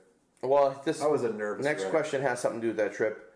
Talk about the fleshy and bacteria in your arm on that trip. And you rode that whole trip with you weren't supposed to ride after you got that infection. What was it, day 2, 3? Yeah, they had to do a transfusion of antibiotics into me. Yeah. And here I am in Ohio, my dream come true. I always wanted to be on Road Fools, and I'm fucking laying in a hospital bed. And I'm like, this is And it wasn't shit. from a wreck. It was just you got an infection. Yeah, got an infection. I've always gotten infections somehow. Well, the doctor told you probably because you were smoking too many cigs too. Yeah, but whatever, But hey, it's been 6 years since I've had a cigarette. That's insane. So just to let everybody know, 6 years. So you basically on Road Fools 15 had 4 days off and then came back pretty hard. I don't even think it was 4 days. I think it was 2. Yeah, but you weren't supposed to ride the rest of the trip, and you did. Yeah, I did that thing out of the vert ramp at that one indoor park, that 270. Yep. Yeah, it was just dude, it was Corey and Gary Young, and again, I get so intimidated. Eddie, by those guys. I think it was nice. That trip was fun because Ryan Scher was living here in Portland. Eddie was in Portland. All 4 of us were on the trip together, and then Aiken was on the trip. But I always feel like Aiken, he just, Aiken always gets along, so that was a fun trip. Yeah, Mike had to leave because he had a He baby. did have his baby Yeah. on that trip. I love Mikey. Yeah. Ben4130 wants to know what your favorite memory of Liverpool is. Oh my god, dude. Long story short, We the People wanted me to go to this contest in the south of England, and it was fall, and I said, yeah, I'll go to the contest. It was this Nike Tunnel Jam contest, and I'll do the contest, but I'm like, who's paying for the ticket? And they're like, Nike's paying for the ticket. And I said, okay, well, just book me to stay a month in England.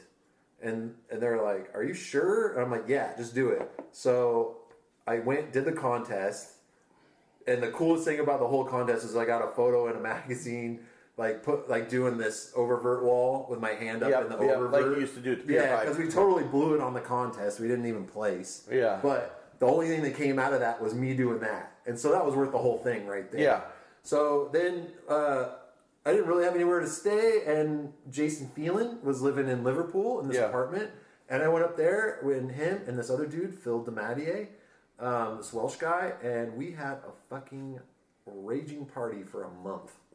And it was so much fun, dude. We go out every night. We ride every day. I got to the point where I ran out of money. I ran out of cigarettes. I ran out of food. I didn't have any money to get from Liverpool back to London. And We the People paid for a ticket. When I showed up, they're like, oh no, you have to be the original purchaser of the ticket. I'm like, the company I work for, buy me the ticket. And then Phil DeMattier, bless your soul, dude, if you're listening, thank you for buying me a ticket to get my ass out of there. And then I spent like another week in London. I got really sick. I had no money. I had nowhere to go. The one dude that shot for the Albion I was staying at his house, and I randomly got fed up and just went and put my card in a machine. Hopefully it would just give me money, and it gave me like 50 pounds.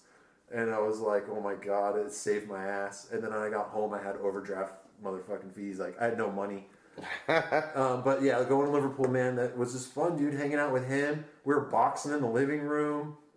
We were out all night. The guys got in this huge fight with these big ass motherfuckers, dude. You don't mess with the bouncers in Liverpool, dude. They will fuck you up. Just the antics with Jason, the filming. We did a little video of it. It's called the I can't remember of it. Just look up Jason Phelan house. It was a good trip. We got some good clips. All right. Isaac Doms, who used to work at Goods, we went over. He wanted how many tries the Burnside fence toothpick took. 3 or 4. Mm-hmm. Tabe Lords wants to know who has the best tabletop in the game. Jay. Inman. No Coast BMX 80 wants to know what's the biggest foofanu you ever pulled. Biggest foof I've ever pulled. Is that Metro Jam one, maybe? I never made it on that fence. I thought you did one in practice on that. No, I don't think so. Unless I forgot about it. I think Heino did it. Heino did it, and I was like, oh, I can't do it now. Biggest foof I've ever pulled. God, dude, I don't know. I did so many. That was like my go-to trick. Yeah. I don't know. I did a lot. I always wish you would have done the Supervert quarter, how you talked about foofing the rail behind the Supervert. Oh, yeah. That would have been a wild Because I one. heard Van was in town, and he called it out, but never did it. I was like, well, I have to do it if Van called it out. That one still seems kind of impossible. Yeah, I just... Because the rail's pretty low for how... Yeah, you're going to land flat, dude. Ginja Ninja wants to know your favorite AZ riding spot. Arizona? Ooh. That University of Arizona is pretty damn good.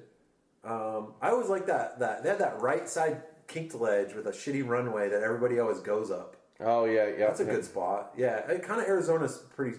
Oh, the bike-only park. Oh, yeah. That place, that's it right there, dude. That place is sick. Let's see. I'm just kind of scrolling through these.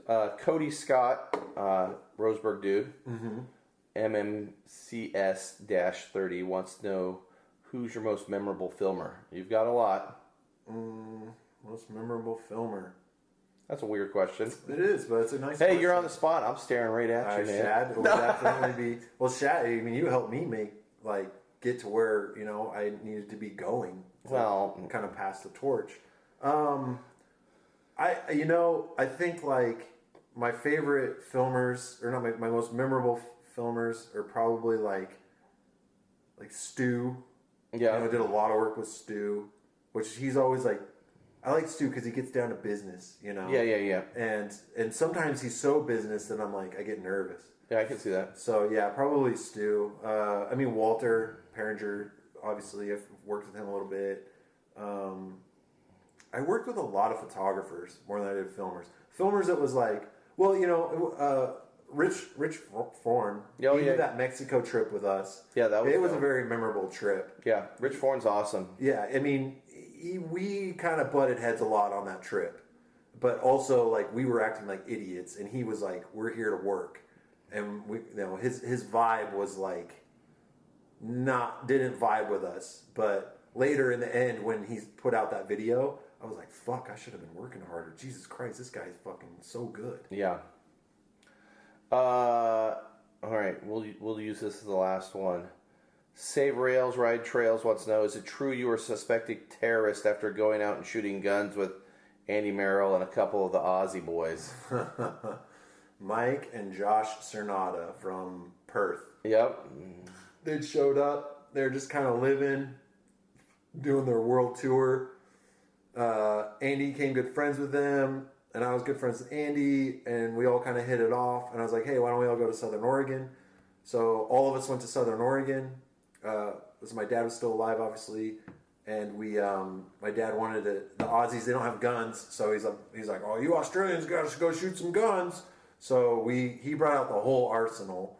It was a lot of guns. We went way up into the mountains, and we shot a lot of guns. And I think there was a hunter or somebody up there who heard it, and he called the cops and said that there was automatic gunfire on the mountain.